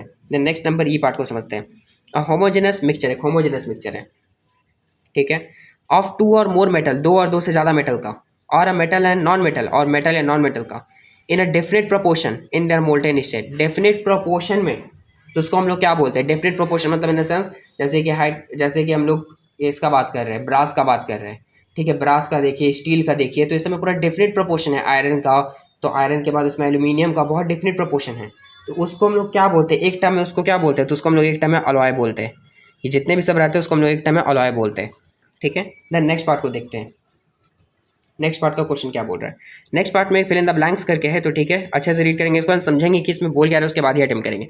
When dilute sulphuric acid react with zinc granules the gas evolve. तो हम लोग को पता है केमिस्ट्री में जब भी गैस पूछा जाता है तो मैक्सिमम टाइम बिना एकदम रीड किए हाइड्रोजन ही आंसर होता है। तो कार्बन डाइऑक्साइड या हाइड्रोजन, तो हम लोग का क्या सिलेक्ट हो जाएगा यहाँ पे, हाइड्रोजन, ठीक है, यहाँ डायरेक्टली सिलेक्ट हो जाएगा हाइड्रोजन। फर्स्ट पार्ट का यहाँ पे first hydrogen. Then second part को देखते हैं। A solution of copper two sulphate in a sodium hydroxide solution forms dash. एक सॉल्यूशन है कॉपर सल्फेट का इन सोडियम हाइड्रोक्साइड सॉल्यूशन, वो रिएक्ट कर रहा है किसी सोडियम हाइड्रोक्साइड सॉल्यूशन में। तो ये हम लोग का कलर वाला चैप्टर से हम लोग जहाँ पे कलर एफिनिटी बताया जाता है कि कैसा किसका कलर होगा। तो ये भी PDF में ऑलरेडी गिवन है कि जब ये रिएक्ट करता है तो इसका जो कलर रहता है वो यहाँ पे ब्लू कलर का होता है। तो यहाँ पे हो जाएगा word pale blue. Then option number third, in methane, अब मीथेन का बात करें, हाइड्रो, ये इस पार्ट से हो गया हम लोग organic chemistry. In methane each hydrogen atom shares dash, हर एक हाइड्रोजन एटम कितना इलेक्ट्रॉन शेयर करता है। तो हाइड्रोजन मीथेन में पता है एक हाइड्रोजन एटम कुछ इस फॉर्म का इसका स्ट्रक्चर रहता है, एक हाइड्रोजन एटम सिर्फ एक इलेक्ट्रॉन को ही शेयर करता है। तो कितना इलेक्ट्रॉन को शेयर करता है, 1 और 2। तो हाइड्रोजन एटम का 1 ही है तो 2 कहाँ से शेयर करेगा, तो इसका सीधा आंसर क्या हो जाएगा, 1 यहाँ पे। तो केमिस्ट्री में क्वेश्चंस बहुत ज़्यादा ही इजी है, बस थोड़े कॉन्सेप्ट्स पे थोड़ा सा ध्यान रखना है कि हम लोग क्या क्या पढ़े हैं, एंड स्पेशली करके मॉलिक्यूल्स एंड मोलर मास का वैल्यू कि हम लोग कैसे सब्स्टिट्यूट करके फाइंड करेंगे। नेक्स्ट है electron affinity of element X is greater than element Y, the oxidizing power of X is likely to be more और less than the element Y, ठीक है। तो पूछा जा रहा है कि एफिनिटी है, जितना ज़्यादा एफिनिटी है X, मतलब पूछा जा रहा है जो X का एफिनिटी है Y से ज़्यादा है। तो एक और बात को हम लोग याद रखते हैं, जो जितना ज़्यादा एफिनिटी रखता है, तो जितना ज़्यादा इलेक्ट्रॉन को लूज कर पाता है, ठीक है, वो उतना ज़्यादा ही पावरफुल ऑक्सीडाइजिंग पावर होता है, उतना ज़्यादा उस ऑक्सीडेशन करा सकता है। तो X का एफिनिटी ज़्यादा है Y से, मतलब X इलेक्ट्रॉन्स ज़्यादा लूज कर सकता है, ठीक है। तो क्या होगा, इसका ऑक्सीडाइजिंग पावर X का ज़्यादा होगा कि कम होगा, तो इसका साफ साफ आंसर होगा मोर, ज़्यादा होगा। जितना ज़्यादा एफिनिटी उतना ज़्यादा ऑक्सीडाइजिंग है, उस ऑक्सीडाइजिंग पावर होता है। The natural occurring compound of a metal from which the metal can be extracted is called. Natural occur कर रहा है जिससे हम लोग मेटल को एक्सट्रैक्ट करते हैं। तो एक्सट्रैक्शंस ऑफ मेटल्स में ये चैप्टर में गिवन है। मिनरल उसको नहीं बोलते, उसको हम लोग ओर्स बोलते हैं, ठीक है। यहाँ पे और वर्ड हो जाएगा सिंपली। देन थर्ड पार्ट को देखते हैं, मैच द फॉलोइंग करके है।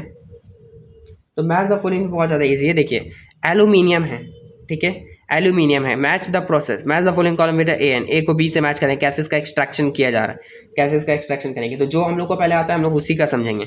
एल्यूमिनियम है तो एल्यूमिनियम कोवेलेंट बॉन्ड है, नहीं है। कार्बोनेट और है, कार्बोनेट और है, ये भी नहीं है। हेल्स प्रोसेस, तो ये वाला हम लोग का सबसे ज़्यादा जो पढ़े हैं, इसी प्रोसेस से एल्यूमिनियम को एक्सट्रैक्ट किया गया था। तो ऑप्शन जो इसका ए हो जाएगा मैच इट में, किस फॉर्म में लिखेंगे, ए स्टैंड फॉर एल्यूमिनियम, या अच्छे से एल्यूमिनियम लिखेंगे, 2 यहाँ पे डैश देने के बाद ए का क्या आंसर होगा, यहाँ पे 3 होगा। इसको हम लोग हॉल हाइड्रॉक्स प्रोसेस से ही ब्रेक डाउन करते हैं, इसको ट्रैक करते हैं। देन नेक्स्ट पार्ट है सल्फ्यूरिक एसिड। सल्फ्यूरिक एसिड जो है यहाँ पे उसके प्रोसेस क्या करते हो, तो ये क्या कोवेलेंट बॉन्ड है, नहीं बिल्कुल नहीं। कार्बोनेट और है, ये भी नहीं है। इलेक्ट्रोवैलेंट कंपाउंड है, तो ये भी नहीं है। तो सल्फ्यूरिक एसिड का बचेगा क्या, directly contact process. Elimination method का यूज़ करना है, तो ऑप्शन नंबर इसका 4 जो सबसे ज़्यादा रिलेवेंट है वही सबसे ज़्यादा सही होगा।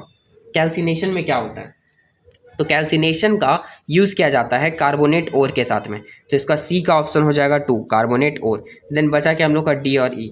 कैल्शियम क्लोराइड जो है बेसिकली जिसको हम लोग CaCl2 बोलते हैं, तो कैल्शियम क्लोराइड क्या है, तो कैल्शियम क्लोराइड का कोवेलेंट बॉन्ड है, नहीं। कैल्शियम क्लोराइड इलेक्ट्रोवैलेंट बॉन्ड है, क्योंकि कार्बन टेट्राक्लोराइड, तो ये इस पार्ट ऑर्गेनिक केमिस्ट्री का हो गया। अब कार्बन जहाँ आ जाता है वो मैक्सिमम कोवेलेंट बॉन्ड होता है, मैक्सिमम क्या होता ही कोवेलेंट बॉन्ड है, तो जो ई का ऑप्शन रहेगा 1 होगा और डी का ऑप्शन नंबर 5 हो जाएगा। तो कुछ बातों को ध्यान देना है, जैसे कार्बन का हम लोग को पता है, तो कार्बन का ऑलवेज कोवेलेंट, तो यही सब पे टिक करना है, ये नहीं कि एकदम लाइन से सीरीज में टिक कर दिए, अच्छे से बस देखना है कि कौन सा हम लोग को पता है। देन नेक्स्ट पार्ट है हम लोग को IUPAC नेम देना है इस पार्ट का, ठीक है।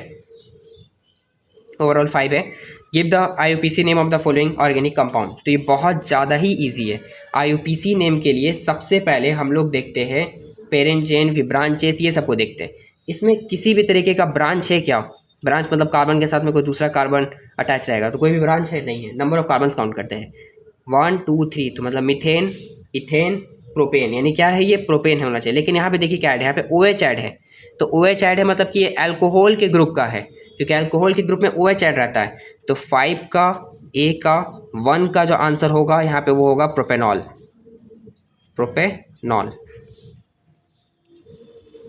यहाँ पे वर्ड O है, फिर यहाँ पे A है, प्रोपेनॉल, ठीक है। यहाँ पे वर्ड O है, ठीक से इसको लिख लीजिएगा।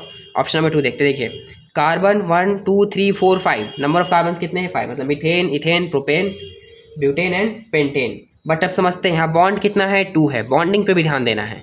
बॉन्ड कितना है, 2 है, तो हम लोग का क्या बन जाएगा, 2 बॉन्ड वाले को हम लोग क्या बोलते हैं, पेंटीन बोलते हैं। तो पेंटेन से बदल के हो गया pentene. Then next, draw the structural diagram of the following compound, हम लोग को इसमें ड्रॉ करना है। ड्रॉ करने वाले पार्ट पे बहुत ध्यान से देखना है कि कैसे ड्रॉ करते हैं।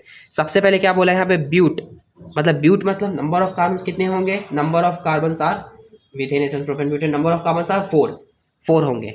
अब ब्यूट के साइड में देखिए नंबर ऑफ कार्बन कितने होंगे, 4 होंगे। पहले हम लोग ड्रॉ कर देते हैं, फर्स्ट, सेकेंड, थर्ड, 4, ड्रॉ कर दिए 4।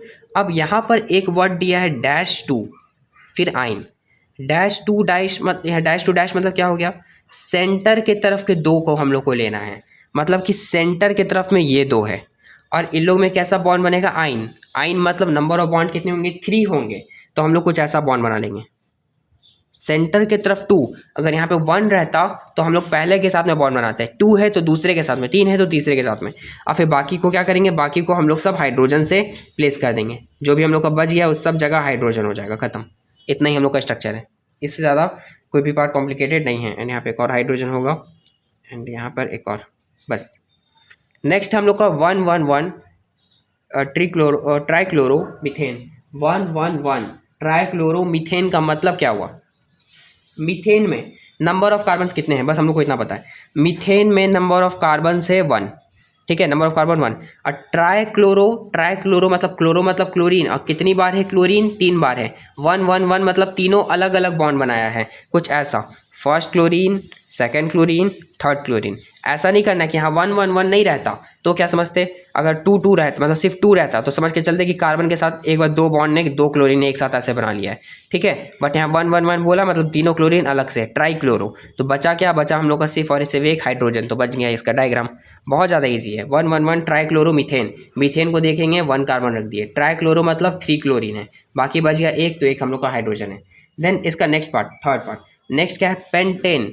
पेंटेन में नंबर ऑफ कार्बन्स कितने होते हैं, पेंटेन में नंबर ऑफ कार्बन्स होते हैं 5, तो पहले 5 लगा देते हैं, 1 2 3 4, देन यहाँ पे हो जाएगा 5।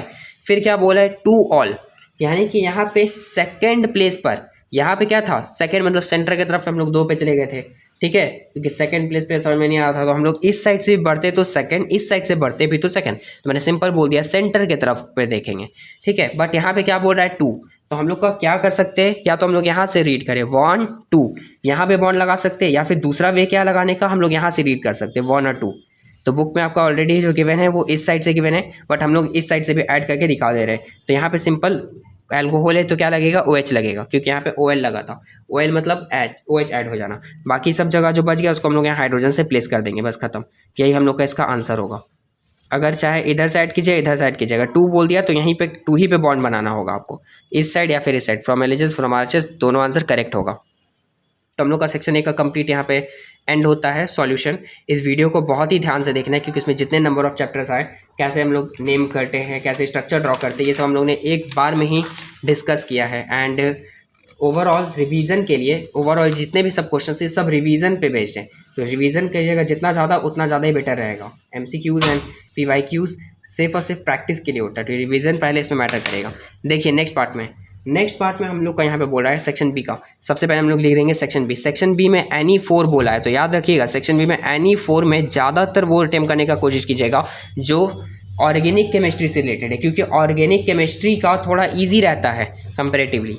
और बेस्ट एकदम ट्राई कीजिएगा कि बेस्ट से बेस्ट लेकर के सॉल्व करने के लिए, ये नहीं कि जो भी क्वेश्चन आया लाइन से सीरियल वाइज कर दिए, नहीं। सबसे पहले बोला गया है give one significant observation when, significant observation बताना है जब excess of chlorine gas react with ammonia. तो ये सिंपल डायरेक्टली हम लोग को रिलेट हो रहा है अमोनिया के चैप्टर से। अमोनिया का चैप्टर रिवाइज रहेगा, डायरेक्ट यहाँ पे आंसर आएगा। तो क्या बोला गया है कि एक्सेस क्लोरीन गैस रिएक्ट करेगा किसके साथ में, अमोनिया के साथ में। तो क्या होगा, एक्सेस क्लोरीन गैस जब अमोनिया के साथ में रिएक्ट करता है तो हम लोग को पता है जो कलर जो क्या होता है, कलर थोड़ा सा येलो कलर का हो जाता है और ऑयली एक्सप्लोजिव लिक्विड क्रिएट होता है। Oily explosive liquid, yellow colour भी लिख दीजिएगा, yellow colour with explosive liquid या yellow colour with oily liquid, तो इतना भी आंसर में मार्क्स मिल जाएगा। नेक्स्ट पार्ट में क्या है, zinc nitrate is strongly heated in a test tube. Zinc nitrate को स्ट्रांगली हीट किया जा रहा है, तो ये कलर वाले चैप्टर से कि जहाँ पे कलर बताना था हम लोग को, ठीक है। तो कलर क्या हो जाएगा, इसका कलर हो जाएगा रेडिश ब्राउन गैस, यहाँ पे फर्नेश होगा रेडिश ब्राउन गैस, क्योंकि इसको क्या किया जा रहा है, हीट किया जा रहा है। हीट करना मतलब ऑक्सीजन के साथ में रिएक्ट करा देना। नेक्स्ट पार्ट को देखते हैं। नेक्स्ट पार्ट में पूछा गया गिव रीज़न, हम लोग को इस पार्ट में रीज़न देना है, ठीक है। रीज़न क्या देना है, when ammonia gas is passed over a black copper oxide in a combustion, combustion मतलब समझ के चलना, यहाँ पे बर्न करना, ठीक है, फिर से ऑक्सीजन के साथ में रिएक्ट कराना। Tube a reddish brown substance is left behind. क्या रीज़न है कि रेडिश ब्राउन सब्सटेंस हम लोग का लेफ्ट बिहाइंड हो जा रहा है, ठीक है, रेडिश ब्राउन कलर का सब्सटेंस बच जा रहा है। तो ब्राउन कलर क्यों आ रहा है, कॉपर के कारण आ रहा है, ठीक है। Ammonia gas is passes over a copper oxide से पास हो रहा है। बिकॉज क्यों यहाँ पे हो रहा है, तो पूरा अच्छे से लिखने के बाद में कैसे लिखेंगे, ammonium gas is passed over a black copper oxide in a copper oxide in a combustion tube a reddish brown substance is left behind because due to reduce of copper oxide, क्योंकि copper oxide यहाँ पे reduce हो रहा है। Copper oxide क्यों reduce हो रहा है यहाँ पे, क्यों रिड्यूस होगा, क्योंकि सिंपल है क्या किया जा रहा है, कंबशन किया जा रहा है। कंबशन मतलब ऑक्सीजन के साथ में रिएक्ट कराया जा रहा है। Quick lime is not use to dry hydrogen chloride gas, quick lime को हम लोग यूज़ नहीं करते हाइड्रोजन क्लोराइड गैस के साथ में रिएक्ट करने के लिए। रीज़न क्या है, ठीक है, because quick lime is not use as a hydrogen chloride gas because quick lime क्या है, क्विक लाइम रिएक्ट कर जाएगा। Quick lime hydrogen chloride gas से बेसिकली क्या चला गया, देखिए हाइड्रोजन क्लोराइड जो गैस है ये बेसिकली इसमें कोई एसिडिटी या एक्वस फॉर्म में नहीं है, तो ये जो क्विक लाइम के साथ रिएक्ट करने से वो रिएक्ट कर जाता है, इसीलिए इसको हम लोग ड्राई की तरह ड्राई हाइड्रोजन क्लोराइड गैस में यूज़ नहीं करते। तो because quick lime react with HCl gas, बस इतना लिख देंगे, quick lime react with HCl gas, यहीं पे हम लोग को फुल मार्क्स मिल जाएंगे। देन नेक्स्ट पार्ट में the electron affinity of an element X is greater than element Y। Just हम लोग इस पर MCQ भी किए थे इलेक्ट्रॉन एफिनिटी पे, इससे समझ में आ रहा है कि इलेक्ट्रॉन एफिनिटी एक इंपॉर्टेंट टॉपिक है, तो इलेक्ट्रॉन एफिनिटी को थोड़ा सा देख लेना है फिर से। इलेक्ट्रॉन एफिनिटी X का ज़्यादा है, किससे ज़्यादा है, Y से। How is the oxidizing power of X likely to compare to Y, तो X का ऑक्सीडाइजिंग पावर कैसा है, तो हम लोग जस्ट अभी डिस्कस किए थे, तो क्या लिखेंगे, X oxidizing power is more than Y, X oxidizing power is more than Y, कि X का जो ऑक्सीडाइजिंग पावर है Y से ज़्यादा है। नेक्स्ट पार्ट में how is the electronegativity of X likely to compare to Y, electron negativity भी कैसा रहेगा, तो तो यहाँ पे एफिनिटी ज़्यादा है, ऑक्सीडाइजिंग पावर भी ज़्यादा रहेगा, नंबर ऑफ इलेक्ट्रॉन भी ज़्यादा रहेगा। तो सिंपल यहाँ पे x electron negativity also greater या ऑल्सो मोर देन वाई, ख़त्म। जितना ज़्यादा एफिनिटी उतना ज़्यादा ऑक्सीडाइजिंग पावर उतना ज़्यादा इलेक्ट्रोनेगेटिविटी, बस ये बात को यहाँ पे याद रखना है। State whether X is likely to be place to the left और to the right side of the periodic table. तो हमें बताना है कि जो एक्स रहेगा वो किस साइड रहेगा, एक्स रहेगा वो किस साइड रहेगा, वाई के कंपैरिजन में वाई के लेफ्ट साइड रहेगा या राइट साइड रहेगा। तो हम लोग को पता है लेफ्ट साइड में जो आता है वो नंबर ऑफ इलेक्ट्रॉन्स कम रहते हैं, पीरियोडिक टेबल में जो लेफ्ट साइड आता है उसमें नंबर ऑफ इलेक्ट्रॉन्स कम रहते हैं, राइट साइड जो आता है उसमें नंबर ऑफ इलेक्ट्रॉन्स ज़्यादा रहते हैं। तो वाई के कंपैरिजन में राइट साइड में आएगा, क्योंकि किससे कंपैरिजन में बताना है, as compare to right of the Y. ठीक है, वाई के लेफ्ट में आएगा या राइट में आएगा, तो कहाँ पर आएगा, राइट साइड ऑफ वाई, क्योंकि राइट साइड में हम लोग का जो रहता है इलेक्ट्रॉन ज़्यादा रहता है। अब ये सब सिर्फ कॉन्सेप्चुअल था, प्योर कॉन्सेप्चुअल क्वेश्चंस थे। नेक्स्ट पार्ट में हम लोग का right chemical balance chemical equation for the following reaction, हम लोग को बैलेंस केमिकल रिएक्शंस लिखने हैं ये सब इक्वेशंस के लिए। देन फर्स्ट पार्ट है, second part, then third part mark कर लेते हैं। सबसे पहला बोल रहा है ammonium chloride react with calcium hydroxide. Ammonium chloride react कर रहा है कैल्शियम हाइड्रोक्साइड के साथ में। ठीक है, तो हम लोग क्या जानते हैं, अमोनियम क्लोराइड तो NH, अमोनियम को हम लोग फॉर्मूला जानते हैं क्लोराइड Cl, क्योंकि अमोनिया चैप्टर का था, प्लस कैल्शियम क्लोराइड। तो कैल्शियम क्लोराइड के लिए किसके साथ रिएक्ट, नहीं कैल्शियम हाइड्रोक्साइड है, कैल्शियम हाइड्रोक्साइड CaOH2 रिएक्ट कर रहा है। तो हम लोग को पता है ये जो कैल्शियम है क्लोराइड के साथ में रिएक्ट करेगा, तो CaCl2 कैल्शियम क्लोराइड प्लस यहाँ पे जो हाइड्रोजन का 4 एटम्स हुए 2 एटम्स, तो ये जो हाइड्रोजन है वाटर का फॉर्मेशन करेगा, प्लस और यहाँ क्या बनेगा, यहाँ पे अमोनियम था तो यहाँ पे अमोनिया हम लोग का सेक्रीट हो जाएगा। ये प्योर अमोनिया के चैप्टर का रिएक्शन है जो एग्जाम्पल्स में भी गिवन है। अब यहाँ पे समझते हैं बैलेंस कैसे करेंगे। बैलेंस करने के लिए हम लोग सबसे पहले ऑक्सीजन हाइड्रोजन को लास्ट में देखते हैं। नंबर ऑफ यहाँ पे नाइट्रोजन काउंट करते हैं, यहाँ पर 1 है और यहाँ पर भी नाइट्रोजन जो है बेसिकली 1 है, तो यहाँ तक का कोई भी बैलेंसिंग हम लोग का नहीं होगा। ठीक है, यहाँ पे हाइड्रोजन को काउंट कर रहे हैं, यहाँ पे 4 + 2 6 है यहाँ पे, और यहाँ पे काउंट करते हैं यहाँ पे 2 + 3 तो यहाँ पे 5 है। ठीक है, तो यहाँ पे क्या मल्टीप्लाई करेंगे 2, तो 2 + 3 यहाँ पर भी 6 हो गए, 4 2 6 हो गया, बट यहाँ पे 2 मिलकर क्या बन जा रहा है, 8 बन जा रहा है। तो हम लोग यहाँ पे 2 लगा देंगे, 4 2 6 6 2 8। अब यहाँ पे समझते हैं 3 2 6 3 2 6 एंड देन 6 यहाँ पे कितना हो जाएगा हाइड्रोजन 6 2 8। तो हम लोग क्या बैलेंस करने के लिए 2 2 को ऐड करिए, बट अब समझते हैं बात को, 4 2 8 मल्टीप्लाई कर रहे थे ना, 4 2 8 और 8 2 10, 3 2 6 6 2 8 होता है। तो हम लोग को बैलेंस करने के लिए यहाँ पर भी हाइड्रोजन को ऐड करना पड़ेगा। तो यहाँ पे मल्टीप्लाई होता है फिर बाकी से ऐड होता है, 3 2 6 6 2 8, 3 2 6 6 2 8 8 2 10। ठीक है, 4 2 8 8 2 10। तो यहाँ पे क्या दिख रहा है, नाइट्रोजन जो है नाइट्रोजन भी 2, यहाँ पर भी 2, फिर क्लोरीन देखा जाएगा तो यहाँ पर भी 2, यहाँ पर भी क्लोरीन भी 2, सब कुछ बैलेंस हो गया। यहीं पे क्वेश्चन एंड हो गया। Next, nitric acid react with zinc carbonate. तो नाइट्रिक एसिड का फॉर्मूला पता है, क्योंकि हम लोग एसिड के compound ABCD study of compound ABCD में पढ़े थे। नाइट्रिक एसिड का होता है HNO3 प्लस ये रिएक्ट किसके साथ में कर रहा है, तो जिंक कार्बोनेट के साथ में कर रहा है, यानी ZnCO3। तो अब हम लोग रिएक्शन के बाद क्या बनेगा, तो ये पता है नाइट्रिक एसिड रिएक्ट कर रहा है जिंक के साथ में, तो ये जिंक नाइट्रेट के साथ में डबल डिस्प्लेसमेंट का कहानी होगा यहाँ पे।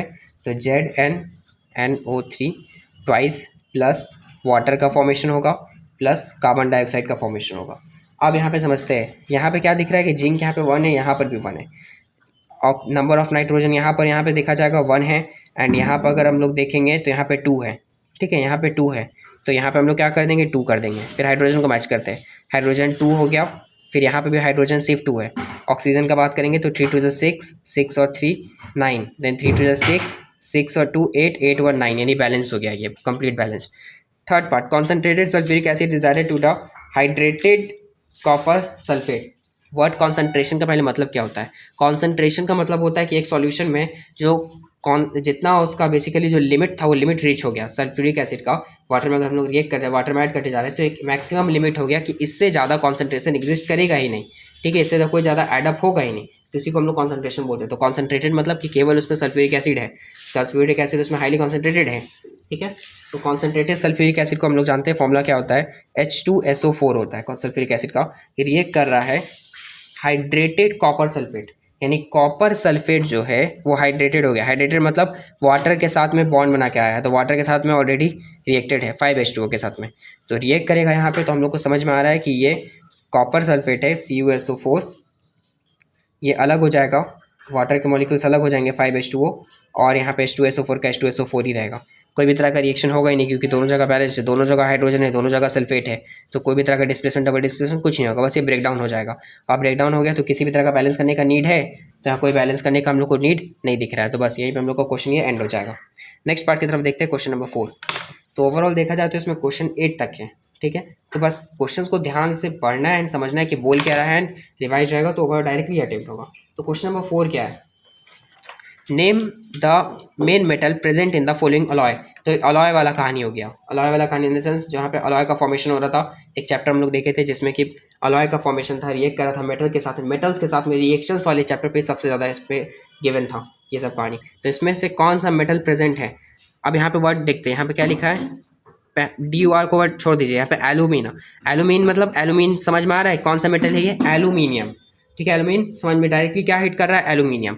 तो यहाँ पे फर्स्ट पार्ट ए का आंसर हो जाएगा एलुमिनियम, एलुमिनियम, बस डायरेक्टली देखिए। अगर देखिए ब्रास, ब्रास सिंपल समझ में आ रहा है, हम लोग जो कॉमनली जानते हैं, ब्रास में होता क्या है, ब्रास में कॉपर होता है, ठीक है, ब्रास में कॉपर होता है।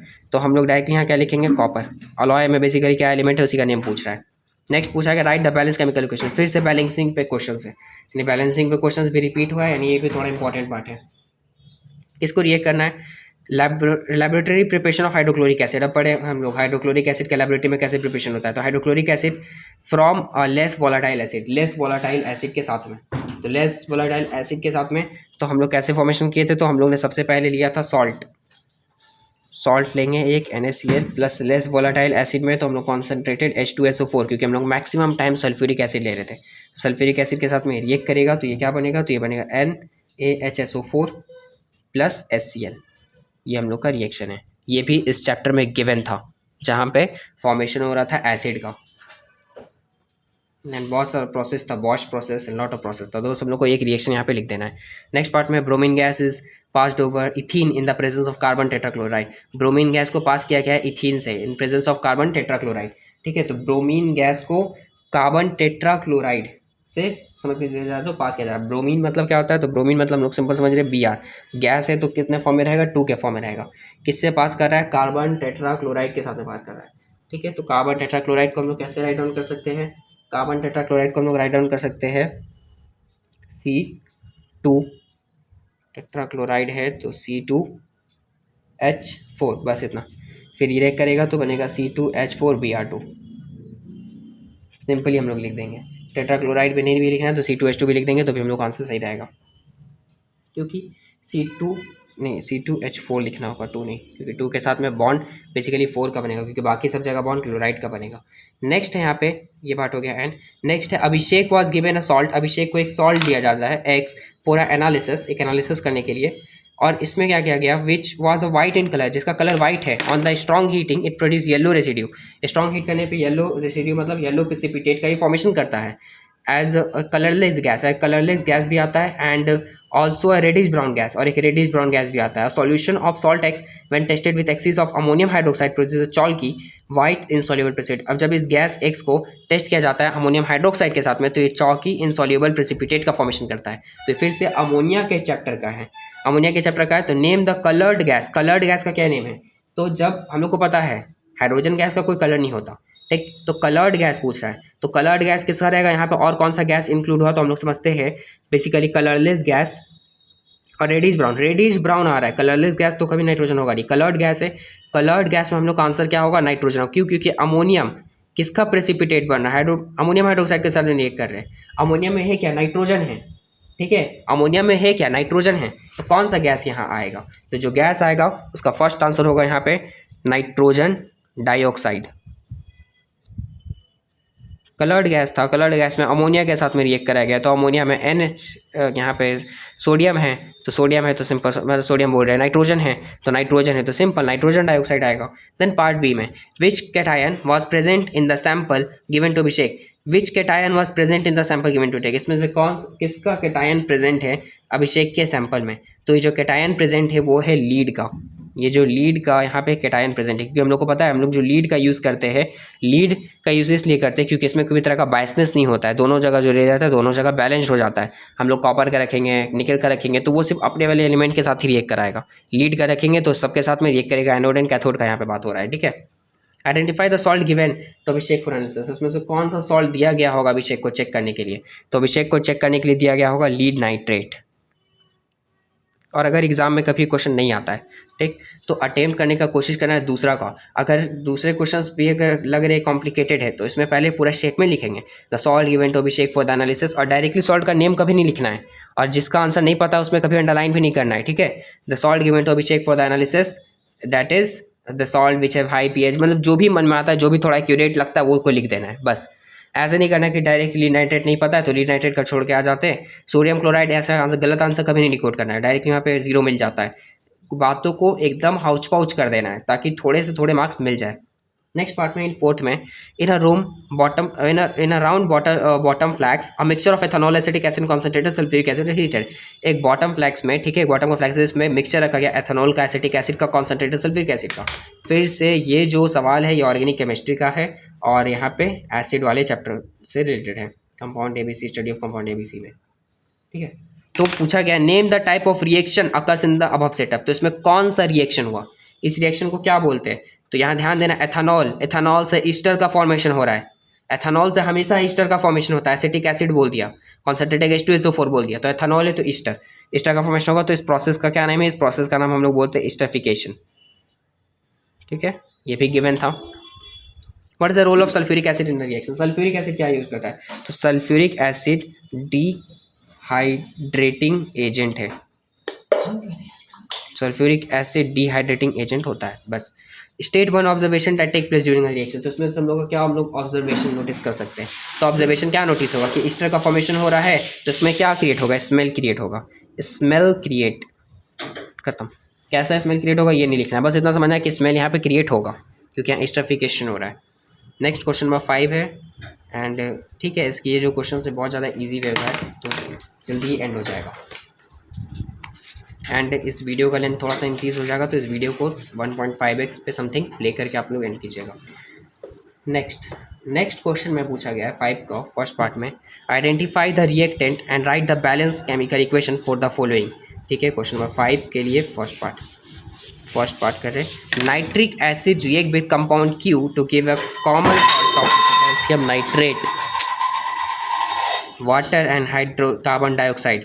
नाइट्रिक एसिड यहाँ पे रिएक्ट कर रहा है किसके साथ में? के कंपाउंड Q के साथ में, तो बन क्या रहा है? कैल्शियम नाइट्रेट बन रहा है and water and carbon dioxide बन रहा है। तो नाइट्रिक एसिड रिएक्ट कर रहा है, तो नाइट्रिक एसिड किसके साथ रिएक्ट करेगा? तो पहले हम लोग नाइट्रिक एसिड लिखेंगे NO3, किसके साथ रिएक्ट कर रहा है? तो क्या बन रहा है? कैल्शियम बन रहा है, कैल्शियम नाइट्रेट बन रहा है, और यहाँ पे वाटर बन रहा है, कार्बन डाइऑक्साइड बन रहा है। तो ये रिएक्ट करेगा CaCO3 के साथ में, CaCO3 के साथ में रिएक्ट करेगा नाइट्रिक एसिड, क्योंकि यहाँ पे नाइट्रिक एसिड HNO3 हमें बन क्या रहा है? Calcium nitrate, water and carbon dioxide, तो यहाँ कैल्शियम एंड कार्बन एंड यहाँ पे CO3 के साथ ही में रिएक्ट करें, क्योंकि यहाँ पे कैल्शियम वर्ड है तो कैल्शियम का कंपाउंड चाहिए, तो हम लोग CaCO3 का यूज़ किए। क्या बनेगा यहाँ पे? CaNO3 twice plus H2O plus यहाँ पे जो बनेगा वो होगा carbon dioxide. Then next part में क्या है? नेक्स्ट पार्ट में पूछा गया है, अब बेसिकली ये सब जो रिएक्शंस हैं ये सब रिएक्शंस रिविजन से आएगा, जितना ज़्यादा प्रैक्टिस कीजिएगा उस बेसिस पे नहीं होगा, जितना ज़्यादा रिवाइज कीजिएगा उस बेसिस पे अब याद रहेगा। What will be the mass of carbon dioxide that will contain the same number of molecules present in 3.2 grams of oxygen gas. Mass पूछ रहा है कार्बन डाइऑक्साइड का, कितने यहाँ पे कंटेन है? What will contain same number of molecules present है, number of molecules present है 3.2 ऑक्सीजन गैस के जितने। तो नंबर ऑफ मॉलिक्यूल्स कैसे फाइंड करते हैं? तो नंबर ऑफ, इसका मास पूछ रहा है बेसिकली कार्बन डाइऑक्साइड का, जब नंबर ऑफ मॉलिक्यूल्स सेम है, किसके तरह सेम है?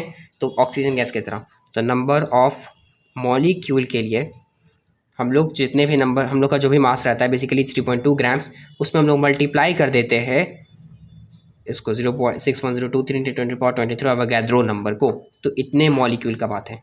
इतना मॉलिक्यूल कितने में है? कितने में? यहाँ पे 4 ग्राम्स, बस वेट पूछ रहा है। 3.2 ग्राम्स ऑक्सीजन गैस में जितने मॉलिक्यूल्स है उतने ही मॉलिक्यूल्स कार्बन डाइऑक्साइड में प्रेजेंट है। तो कार्बन डाइऑक्साइड ठीक है।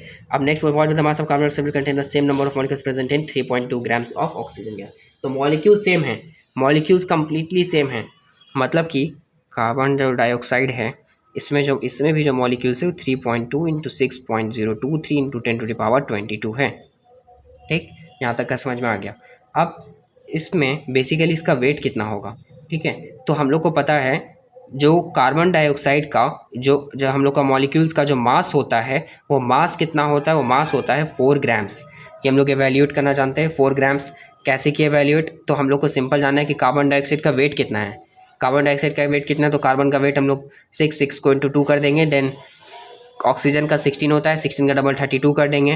देन 2 2 4 3 1 4 44, बस इतना, ठीक है। 44 है यहाँ पे, तो 44 is equal to number of molecules this, या इतना छोड़िए, डायरेक्ट शॉर्टकट का बात करते हैं, शॉर्टकट से इसको सॉल्व करते हैं। नंबर ऑफ मॉलिक्यूल्स ऑक्सीजन में कितने थे, 3.2 इंटू इतने थे, ठीक है। तो ऑक्सीजन में इतने मॉलिक्यूल्स हो गए जब इसका वेट कितना था, 4.2 था। कार्बन डाइऑक्साइड का एक्चुअल वेट कितना है, 44 है, ठीक है। एक्चुअल जो इसका वेट है वो 44 है, तो इसका वेट कितना होगा, तो जो भी हम लोग का एक्चुअल वेट है, ठीक है, इतना सेम नंबर ऑफ मॉलिक्यूल्स तो सेम से सेम डिवाइड हो जाएगा बाय डिनोमिनेटर में 1 हो जाता है, मीन्स डिनोमिनेटर में 10 से डिवाइड कर देंगे तो 44/10, 4.4 ग्राम्स। क्या किए, बस इतना समझना है कि 3.2 ग्राम्स में इतने मॉलिक्यूल्स थे। सेम मॉलिक्यूल्स कितने में होंगे, तो यहाँ पे x बोल दिए। अब सेम मॉलिक्यूल्स में तो सेम आंसर डिकोड हो जाता, तो हम लोग इसका एक्चुअल वेट समझा। एक्चुअल वेट कितना था, 44 था। ऑक्सीजन का सेम समझते हैं, ऑक्सीजन में तो O2, 2 का डबल 32, मतलब यहाँ पे जो रहेगा पार्ट 16 to 2 करेंगे तो 32 आएगा, मतलब यहाँ पे 3.2 किया गया।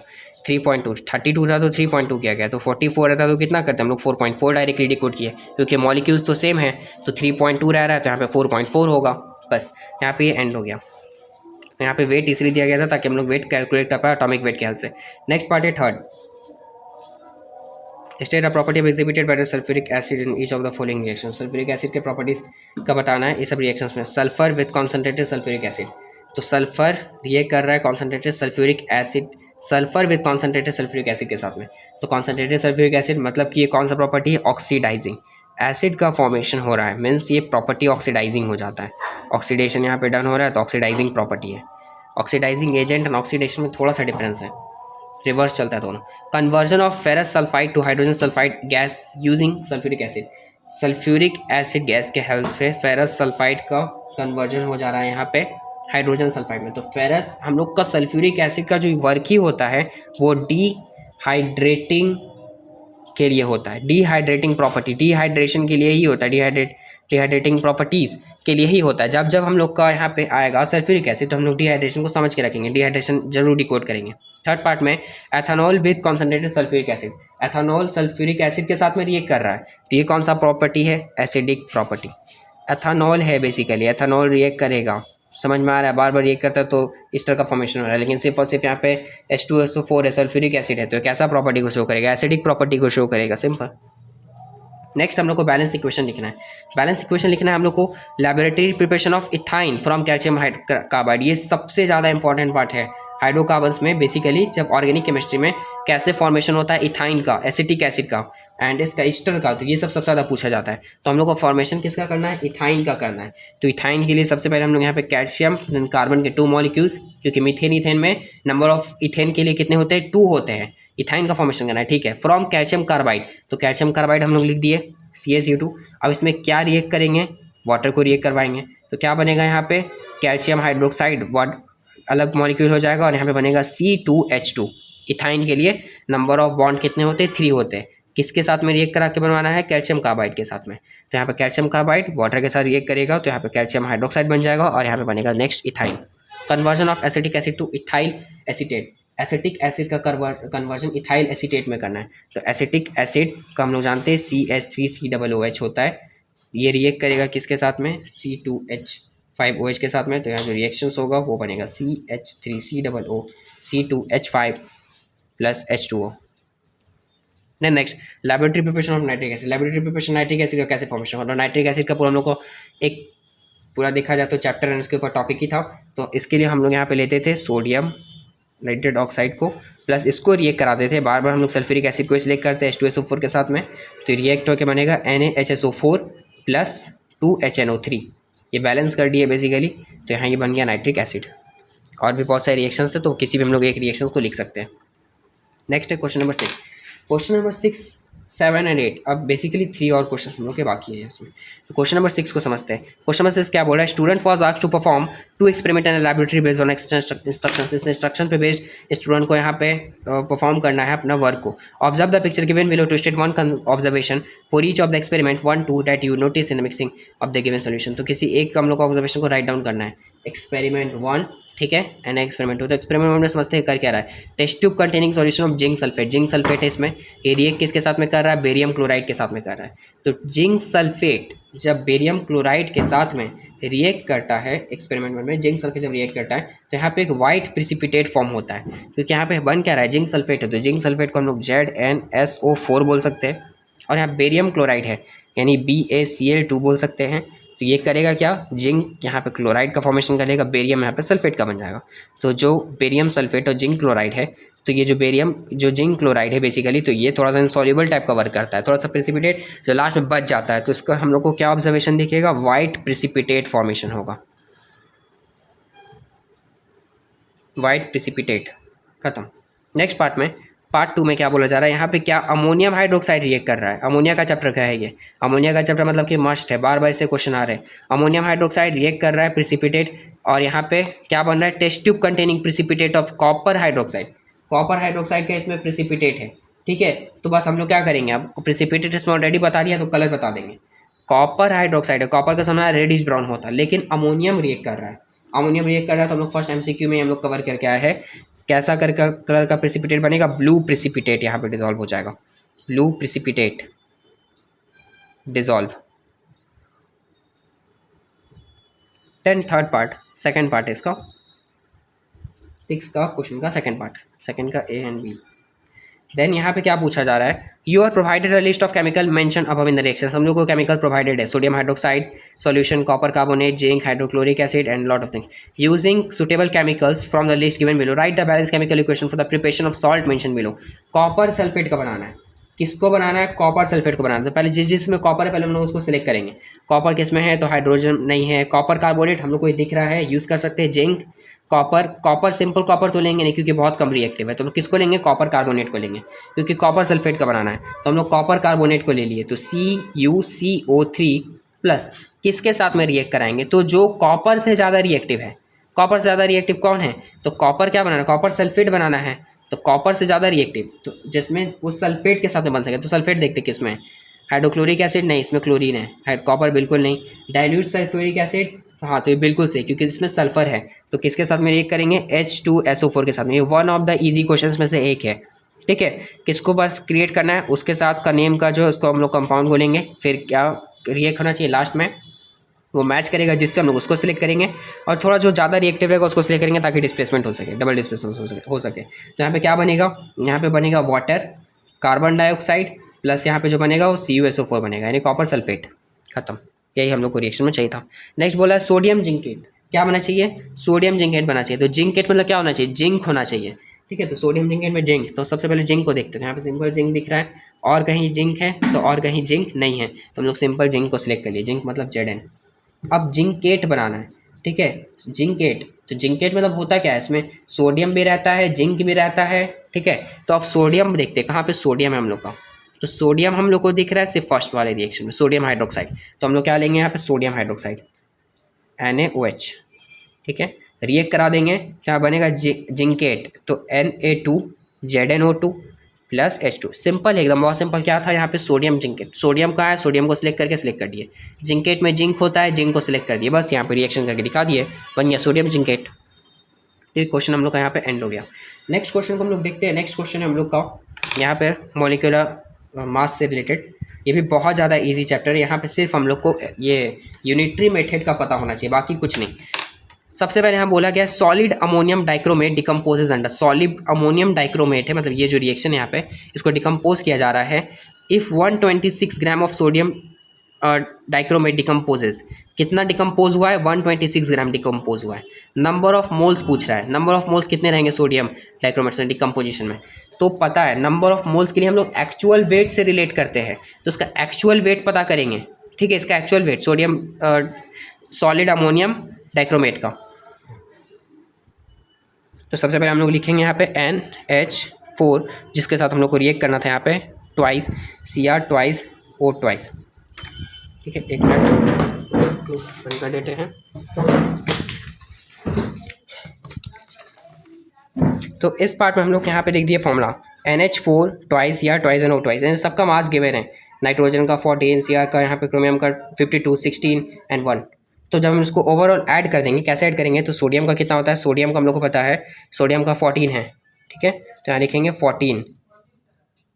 14 में क्या मल्टीप्लाई करेंगे 2, क्योंकि 14 के बाहर यहाँ क्या है 2 है, प्लस हाइड्रोजन 4, हाइड्रोजन का वेट 1 होता है, कितने नंबर ऑफ हाइड्रोजन है 4 है, बाहर कितना से मल्टीप्लाई होगा 2 से, तो 1 into 4 4, 4 into 2 8 plus Cr2, Cr का वेट यहाँ गिवन है 52, 52 2 जा करेंगे तो 104 प्लस ऑक्सीजन का ट्वाइस यानी 16 का ट्वाइस, तो 16 का ट्वाइस इज 32। तो इसको जब हम लोग सॉल्व कर देंगे तो आंसर आ जाएगा 252 आएगा। ऐड करके देख लीजिएगा आप लोग 252 ही आएगा। ठीक है, तो 252 में कितना मोल प्रेजेंट होगा, 252 में 1 मोल प्रेजेंट होगा। इसमें पूछा है 126 ग्राम्स में कितना मोल प्रेजेंट होगा, number of moles of ammonium dichromate as undergoes decomposition, इसमें कितना मोल होगा। तो पता है एक्चुअल वेट बराबर 1 मोल होता है, तो 252 बराबर 1 मोल, तो 126 ग्राम्स बराबर x मोल। क्रॉस मल्टीप्लाई कर देंगे आप, तो क्रॉस मल्टीप्लाई करके सॉल्व करेंगे तो 0.5 आएगा, क्योंकि इसका हाफ है ये, तो 0.5 मोल होगा 126 ग्राम डाइक्रोमेट में। एक्चुअल वेट से हमेशा रिलेट करते हैं मोल्स को, जितना mole is equal to actual weight of an element और compound. Next, the mass of chromic oxide form at the same time. Chromic oxide का मास बताना है जो उसी टाइम फॉर्म हुआ। ठीक है, तो क्रोमिक ऑक्साइड का मास, तो क्रोमिक ऑक्साइड यहाँ पे क्या दिख रहा है हम लोग को, क्रोमिक ऑक्साइड में क्या होना चाहिए, Cr होना चाहिए, ऑक्सीजन में यहाँ पे O होना चाहिए। ठीक है, इतना समझ में आ गया। तो क्रोमिक ऑक्साइड का हम लोग को मास बताना है 52 + 16। देखिए, तो अब हम लोग को पता है कैसे रिलेट करेंगे। क्रोमिक ऑक्साइड का पहले हम लोग फाइंड करेंगे कितना ग्राम होगा। ठीक है, क्रोमिक ऑक्साइड कितना प्रेजेंट है ओवरऑल में, ये हम लोग का ओवरऑल था NH4 ट्वाइस Cr2O ट्वाइस। ठीक है, इस ओवरऑल में क्रोमिक ऑक्साइड ये वाला पार्ट है Cr2O2। ठीक है, समझ में आया, Cr2O2 वाला पार्ट है, इसका हम लोग का वेट पूछ रहा है, बट इसका वेट इसमें ओवरऑल में नहीं पूछ रहा। 252 में इसका एक्चुअल वेट है, इसका वेट पूछ रहा है 126 वाला में, the mass of chromic oxide form at the same time, यानी इस टाइम यानी 126 पे इसका वेट पूछ रहा है। तो पता है कि इसका ओवरऑल वेट कितना, अभी क्रोमिक ऑक्साइड का वेट फाइंड करते हैं। तो क्रोमिक का वेट है 52, 52 का डबल करेंगे एंड 52 का डबल 104 और 16 का डबल 32, तो 104 + 32 करेंगे, तो ये जो क्रोमिक ऑक्साइड का एक्चुअल वेट आएगा वो 152 आएगा। बट क्या एक्चुअल वेट आंसर होगा क्या, नहीं, इसका भी तो एक्चुअल वेट 252 था, बट है कितना 126 है, हाफ है। समझ में आ रहा है, हाफ है। तो हम लोग को पता है एक्चुअल वेट जब यहाँ पे पूरा लेते हैं तो यहाँ पे जो आया वो 152 था क्रोमिक का, बट इस रिएक्शंस में ये जो एक्चुअल वेट है 126 आया है, तो ये कितना होगा, ये x होगा, तो ये इसका हाफ है। क्रॉस मल्टीप्लाई करके सॉल्व भी करेंगे तो ये इसका हाफ ही आंसर आएगा। क्रॉस मल्टीप्लाई करके आप लोग सॉल्व कीजिएगा तो यहाँ पे आंसर आ जाएगा 76 ग्राम। कैसे कि इस पार्ट को समझने वाला बात था, यहाँ पे इसका एक्चुअल वेट 252 था लेकिन गिवन 126 था, तो यहाँ क्रोमिक ऑक्साइड का फाइंड करना है, एक्चुअल को लेकर के फाइंड करना है किस पे, इससे 126 पे, कि अगर ये हम लोग का 252 था तो क्रोमिक ऑक्साइड हम लोग फाइंड किए तो 152 आया। ठीक है, तो अगर ये 126 है तो क्रोमिक ऑक्साइड कितना आएगा, तो x आएगा। क्रॉस मल्टीप्लाई करके डिकोड कर दिया आंसर 76। नेक्स्ट पूछा जा रहा है, the volume of nitrogen gas was evolve, कितना वॉल्यूम होगा नाइट्रोजन गैस इवॉल्व का। ठीक है, तो हम लोग को पता है स्टैंडर्ड टेम्परेचर पर कितना होता है, 22.41 होता है, 22.41, बस 22.4 तक हम लोग अप टू 1 डिजिट तक जाते हैं सॉल्व करने के पर्पज से। ठीक है, तो वॉल्यूम पूछ रहा है तो हम लोग को स्टैंडर्ड वॉल्यूम पता है कितना होता है 22.4 लीटर या फिर 22.4 लीटर अप्रॉक्स होता है। ठीक है, इतना हम लोग को पता है। तो volume of nitrogen gas evolve, तो नाइट्रोजन गैस का वॉल्यूम कितना होगा, थर्ड पार्ट को सॉल्व करते हैं। एक्चुअल कितना होता है, एक्चुअल होता है 22.4, यानी पूरा को हम लोग 41 मल्टीप्लाई करेंगे, जितना बच गया उतना ही से ना मल्टीप्लाई करेंगे। अब यहाँ पे नाइट्रोजन का वेट कितना है 14 है, नाइट्रोजन का वेट कितना है 14 है। ठीक है, एंड यहाँ पे समझते हैं जो पूरे के पूरे रिएक्शन में नाइट्रोजन का बेसिकली यहाँ पूछा जा रहा है वॉल्यूम, तो 252 ग्राम जब अमोनियम डाइक्रोमेट था तो वो 22.41 नाइट्रोजन को प्रोड्यूस करता। या छोड़िए, ये 22.41 कैसा है ये भी डिकोड कर देते। ठीक है, हम लोग के पास ये जो रिएक्शन था NH4 2Cr2O7, इसमें बेसिकली हम लोग का फाइंड करते हैं हम लोग इसका ओवरऑल वेट। उसका ओवरऑल जो वेट आया था हम लोग का वो था हम लोग का 252। इसमें जो बेसिकली हम लोग का नाइट्रोजन है वो कितना है, तो नाइट्रोजन का हम लोग कर देते हैं जो भी वैल्यू रहता है उसको हम लोग सिंपली कर देते हैं ट्वाइस। तो नाइट्रोजन जो भी वैल्यू उसको हम लोग सिंपली कर देंगे ट्वाइस। तो इस पे जो हम लोग का वैल्यू है इसका स्टैंडर्ड टेम्परेचर करके देखेंगे तो इस पे मतलब ये ओवरऑल बराबर 22.41 है। ठीक, तो यहाँ पे पूछा गया स्टैंडर्ड 126 पे कितना होगा इसका वॉल्यूम, तो 126 पे कितना होगा x होगा। ओवरऑल बराबर डायरेक्टली इक्वेट करेंगे, ओवरऑल ये बुक में गिवन है कि 22.41 होता है, 126 बराबर कितना होगा x होगा। फिर से वही क्रॉस मल्टीप्लाई का कॉन्सेप्ट यूज़ करेंगे तो 22.41 मल्टीप्लाई 126 डिवाइडेड बाई 252, इसको सॉल्व कर देंगे तो आंसर आ जाएगा 11.21 हम लोग का आएगा 11.21। कितना में ये था, तो यहाँ पे आप लोग सिंपल इतना बिना यूनिट के छोड़ सकते हैं क्योंकि यहाँ पे किसी में यूनिट गिवन ही नहीं है। तो 22.41 नाइट्रोजन यहाँ पे प्रोड्यूस होगा। देन यहाँ पे नेक्स्ट है पार्ट 4। पार्ट 4 भी हम लोग को बहुत ज़्यादा इजी है। कॉपर ऑक्साइड किसके साथ रिएक्ट करेगा कि यहाँ पे कॉपर और वाटर बनेगा। किसके साथ रिएक्ट कर रहा है, तो वाटर बनने के लिए हम लोग को हाइड्रोजन चाहिए। तो यहाँ पे पी एलिमेंट का नेम क्या होगा, तो थर्ड में पी एलिमेंट का नेम यहाँ पे होगा हाइड्रोजन, यानी कॉपर ऑक्साइड हाइड्रोजन के साथ में यहाँ पे रिएक्ट करेगा। नेक्स्ट पार्ट में iron pyrite plus Q, iron oxide plus sulphur dioxide. Iron oxide कहाँ से बन रहा है, तो ऑक्सीजन से बन रहा है, तो क्यू का नेम क्या होगा, तो यहाँ पे क्यू का नाम ऑक्सीजन होगा। कुछ क्वेश्चन बहुत ज़्यादा ईजी है, कुछ क्वेश्चन थोड़ा सा लॉजिक लगाना पड़ता है। थर्ड पार्ट में सोडियम क्लोराइड आर के साथ में रिएक्ट कर रहा है, सोडियम नाइट्रेट और क्या बन रहा है यहाँ पे silver nitrate, silver chloride. Sodium था सोडियम दिखा, ठीक, क्लोराइड था क्लोराइड दिखा, बाकी दो हम लोग क्या नहीं दिखा, बाकी दो नहीं दिखा सिल्वर और नाइट्रेट। तो हम लोग एक साथ क्या लिखेंगे, आर का नाम क्या होगा सिल्वर नाइट्रेट। सेम बाकी सब क्वेश्चन में भी इसी तरह से लॉजिक लगाना है। क्या रिएक्ट कर रहा है, तो हम लोग को सीधा देखना है कि प्रोडक्ट बना क्या और रिएक्शन में क्या क्या अवेलेबल है। अगर प्रोडक्ट में कुछ ज़्यादा है तो जो ज़्यादा है वही हम लोग का रिएक्शन साइड में आ जाता है, रिएक्टेंट साइड में आ जाता है। क्वेश्चन नंबर 6 भी हम लोग का एंड होता है। क्वेश्चन नंबर 7 को अब देख लेते हैं, ये भी थोड़ा सा ईजी ही क्वेश्चन है। क्वेश्चन नंबर 7 में क्या है, give reason for the following, इस सब के लिए रीजन देना है। तो फर्स्ट क्या रीजन है हम लोग का, फर्स्ट का पार्ट ए में nitric acid does not normally liberate hydrogen gas when it react with active metals. Nitric acid hydrogen gas को लिबरेट नहीं करता जब वो एक्टिव मेटल के साथ में रिएक्ट करता है, क्योंकि nitric acid strong oxidizing agent होता है, वो हाइड्रोजन को रिएक्ट ही नहीं करने देगा, हाइड्रोजन को तुरंत ऑक्सीजन के साथ में रिएक्ट करा के वाटर का फॉर्मेशन कर देगा। तो रीजन क्या है, बिकॉज, अच्छे से लिखिएगा आप लोग, because nitric acid is a strong oxidizing agent. Silver plated cutlery is not considered as pure silver. Silver plated cutlery को हम लोग प्योर सिल्वर नहीं बोलते हैं। रिएक्शन के मतलब इसका मतलब क्या है, सिल्वर प्लेटेड कटलरी में मतलब होता क्या है कि इसके ऊपर सिल्वर के ऊपर प्लेटिंग, मतलब इसका सिल्वर जो बर्तन रहते हैं उसके ऊपर सिल्वर प्लेटिंग करती जाती है, ठीक है, प्योर सिल्वर नहीं होता। तो ये इसका रीज़न क्या है, कॉज, यहाँ पे फिर से पूरा स्टेटमेंट लिखने के बाद, because it is a silver plating not actual silver, क्योंकि सिल्वर प्लेटिंग किया जाता है, एक्चुअल सिल्वर नहीं होता। थर्ड, अब नेक्स्ट पार्ट को देखते हैं, पार्ट 2। इसी में the following question relate to the extraction of aluminium by electrolysis. ये सब फॉलोइंग क्वेश्चन से रिलेट किया गया है एल्यूमिनियम का एक्सट्रैक्शन इलेक्ट्रोलिसिस से। पहला क्या पूछा गया है, name the other compound which contain aluminium added to the alumina. Another compound का नाम बताना है जो ऐड किया जाता है एल्यूमिनियम में, added to alumina, contain aluminium added to alumina, जिसको हम लोग एल्यूमिना में ऐड करते हैं। तो अनदर कंपाउंड, तो इसका नेम क्या होगा, तो अनदर कंपाउंड का हम लोग को नेम पता है। फर्स्ट में ये भी अमोनियम वाले चैप्टर, ये रिएक्शंस वाले चैप्टर से है, अमोनियम के टाइप में, तो इसका आंसर हो जाता है क्रायोलाइट। तो इसका यूज़ किया जाता है, ठीक है। कुछ नेम्स होते हैं जो थोड़े डिफिकल्ट रहते हैं, तो ये सब बुक में ऑलरेडी गिवन है, तो जो आपको समरी नोट्स प्रोवाइड किया गया उस पर देखना है, ठीक है। ये सब ऑलरेडी नेम उस पर गिवन है। नेक्स्ट पार्ट में पूछा गया गिव अ बैलेंस रिएक्शन, क्या रिएक्शन प्लेस होगा कैथोड पे, कैथोड पे क्या रिएक्शन होगा, तो हम लोग को पता है जो Al कितना हाइड्रोजन और कितना इलेक्ट्रॉन लूज कर सकता है, तो 3 लूज कर सकता है, प्लस 3 इलेक्ट्रॉन, यहाँ पे क्या बन जाएगा, सिर्फ ये बन जाएगा यहाँ पे एल्यूमिनियम।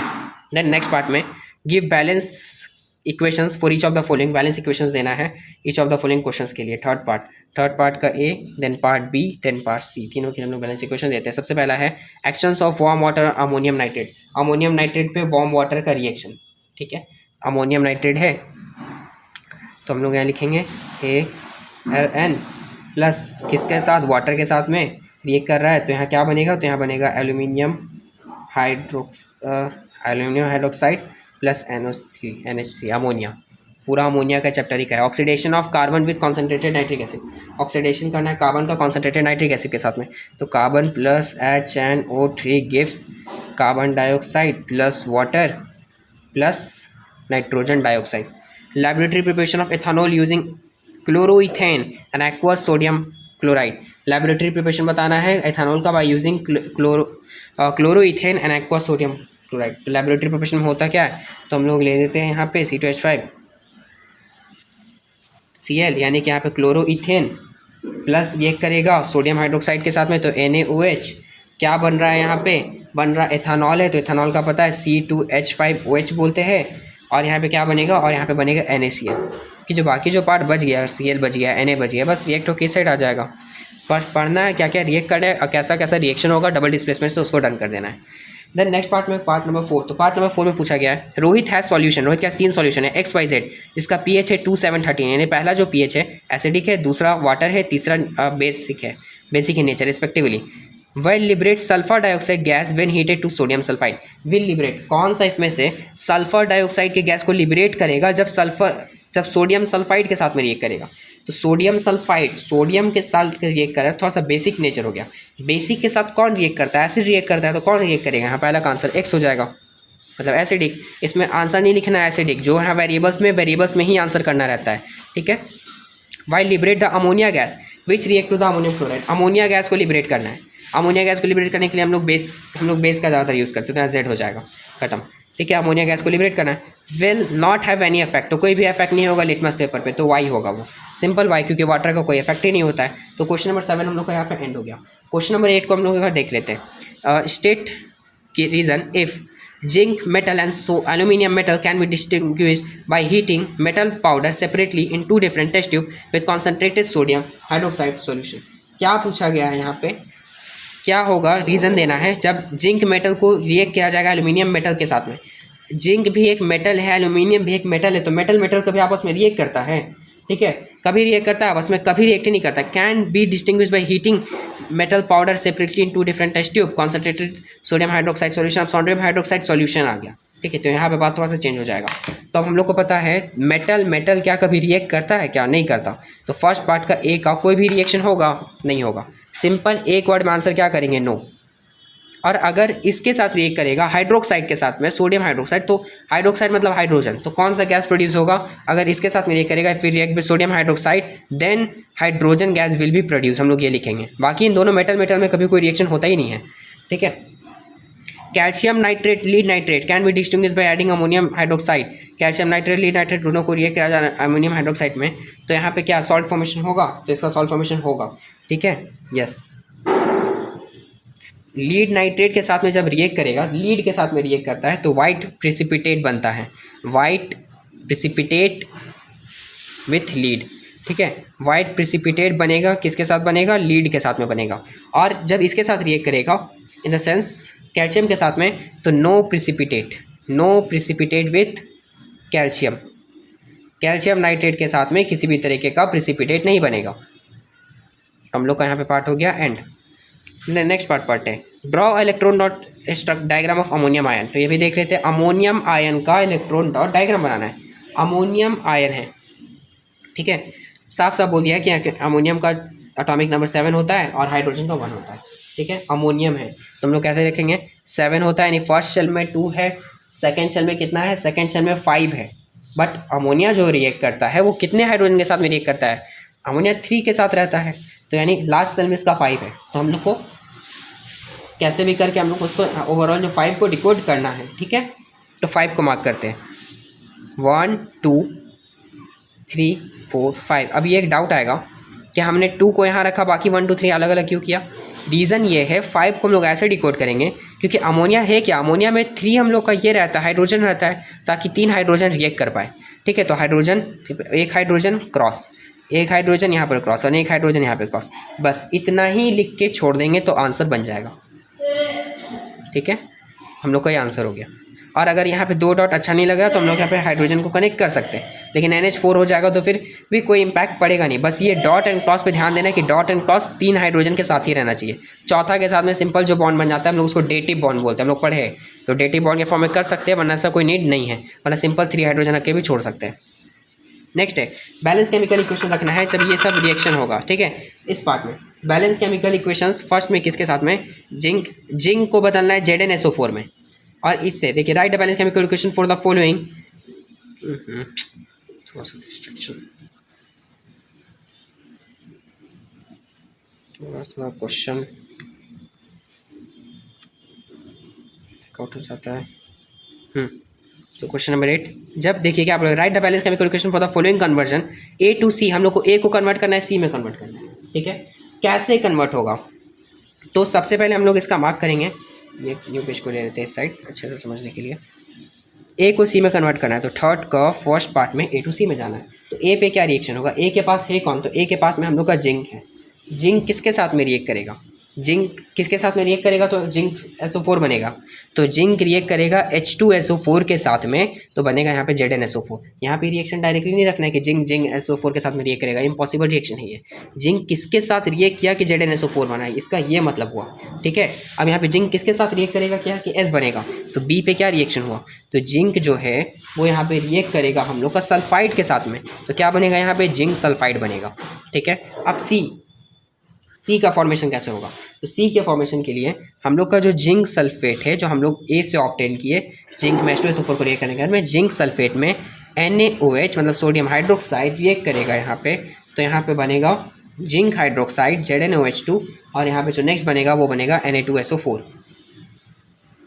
ठीक है, यहाँ पे जिंक होना चाहिए था, मिस्टेक से NN लिख दिए, तो ZnS, तो यहाँ पे जिंक हाइड्रोक्साइड Na2SO4, बस इसका ये मतलब हो कि ए से इस पार्ट से जिंक SO4 बनाना है तो H2SO4 के साथ में रिएक्ट करेगा, जिंक से जिंक सल्फाइड बनाना है तो सल्फाइड के साथ में रिएक्ट करेगा, जिंक से ZnOH2 पे जाना है तो ये जिंक SO4 NaOH2 के साथ में रिएक्ट करेगा। देन यहाँ पे एलिमेंट का हम लोग को नेम करना है। ठीक है, बहुत ज़्यादा ईजी है, फिर से LMN 3 एलिमेंट है, अटॉमिक नंबर गिवन है 13, 7 and 10 respectively. Answer the following question using the alphabets, do not identify the element, identify नहीं करना एलिमेंट को।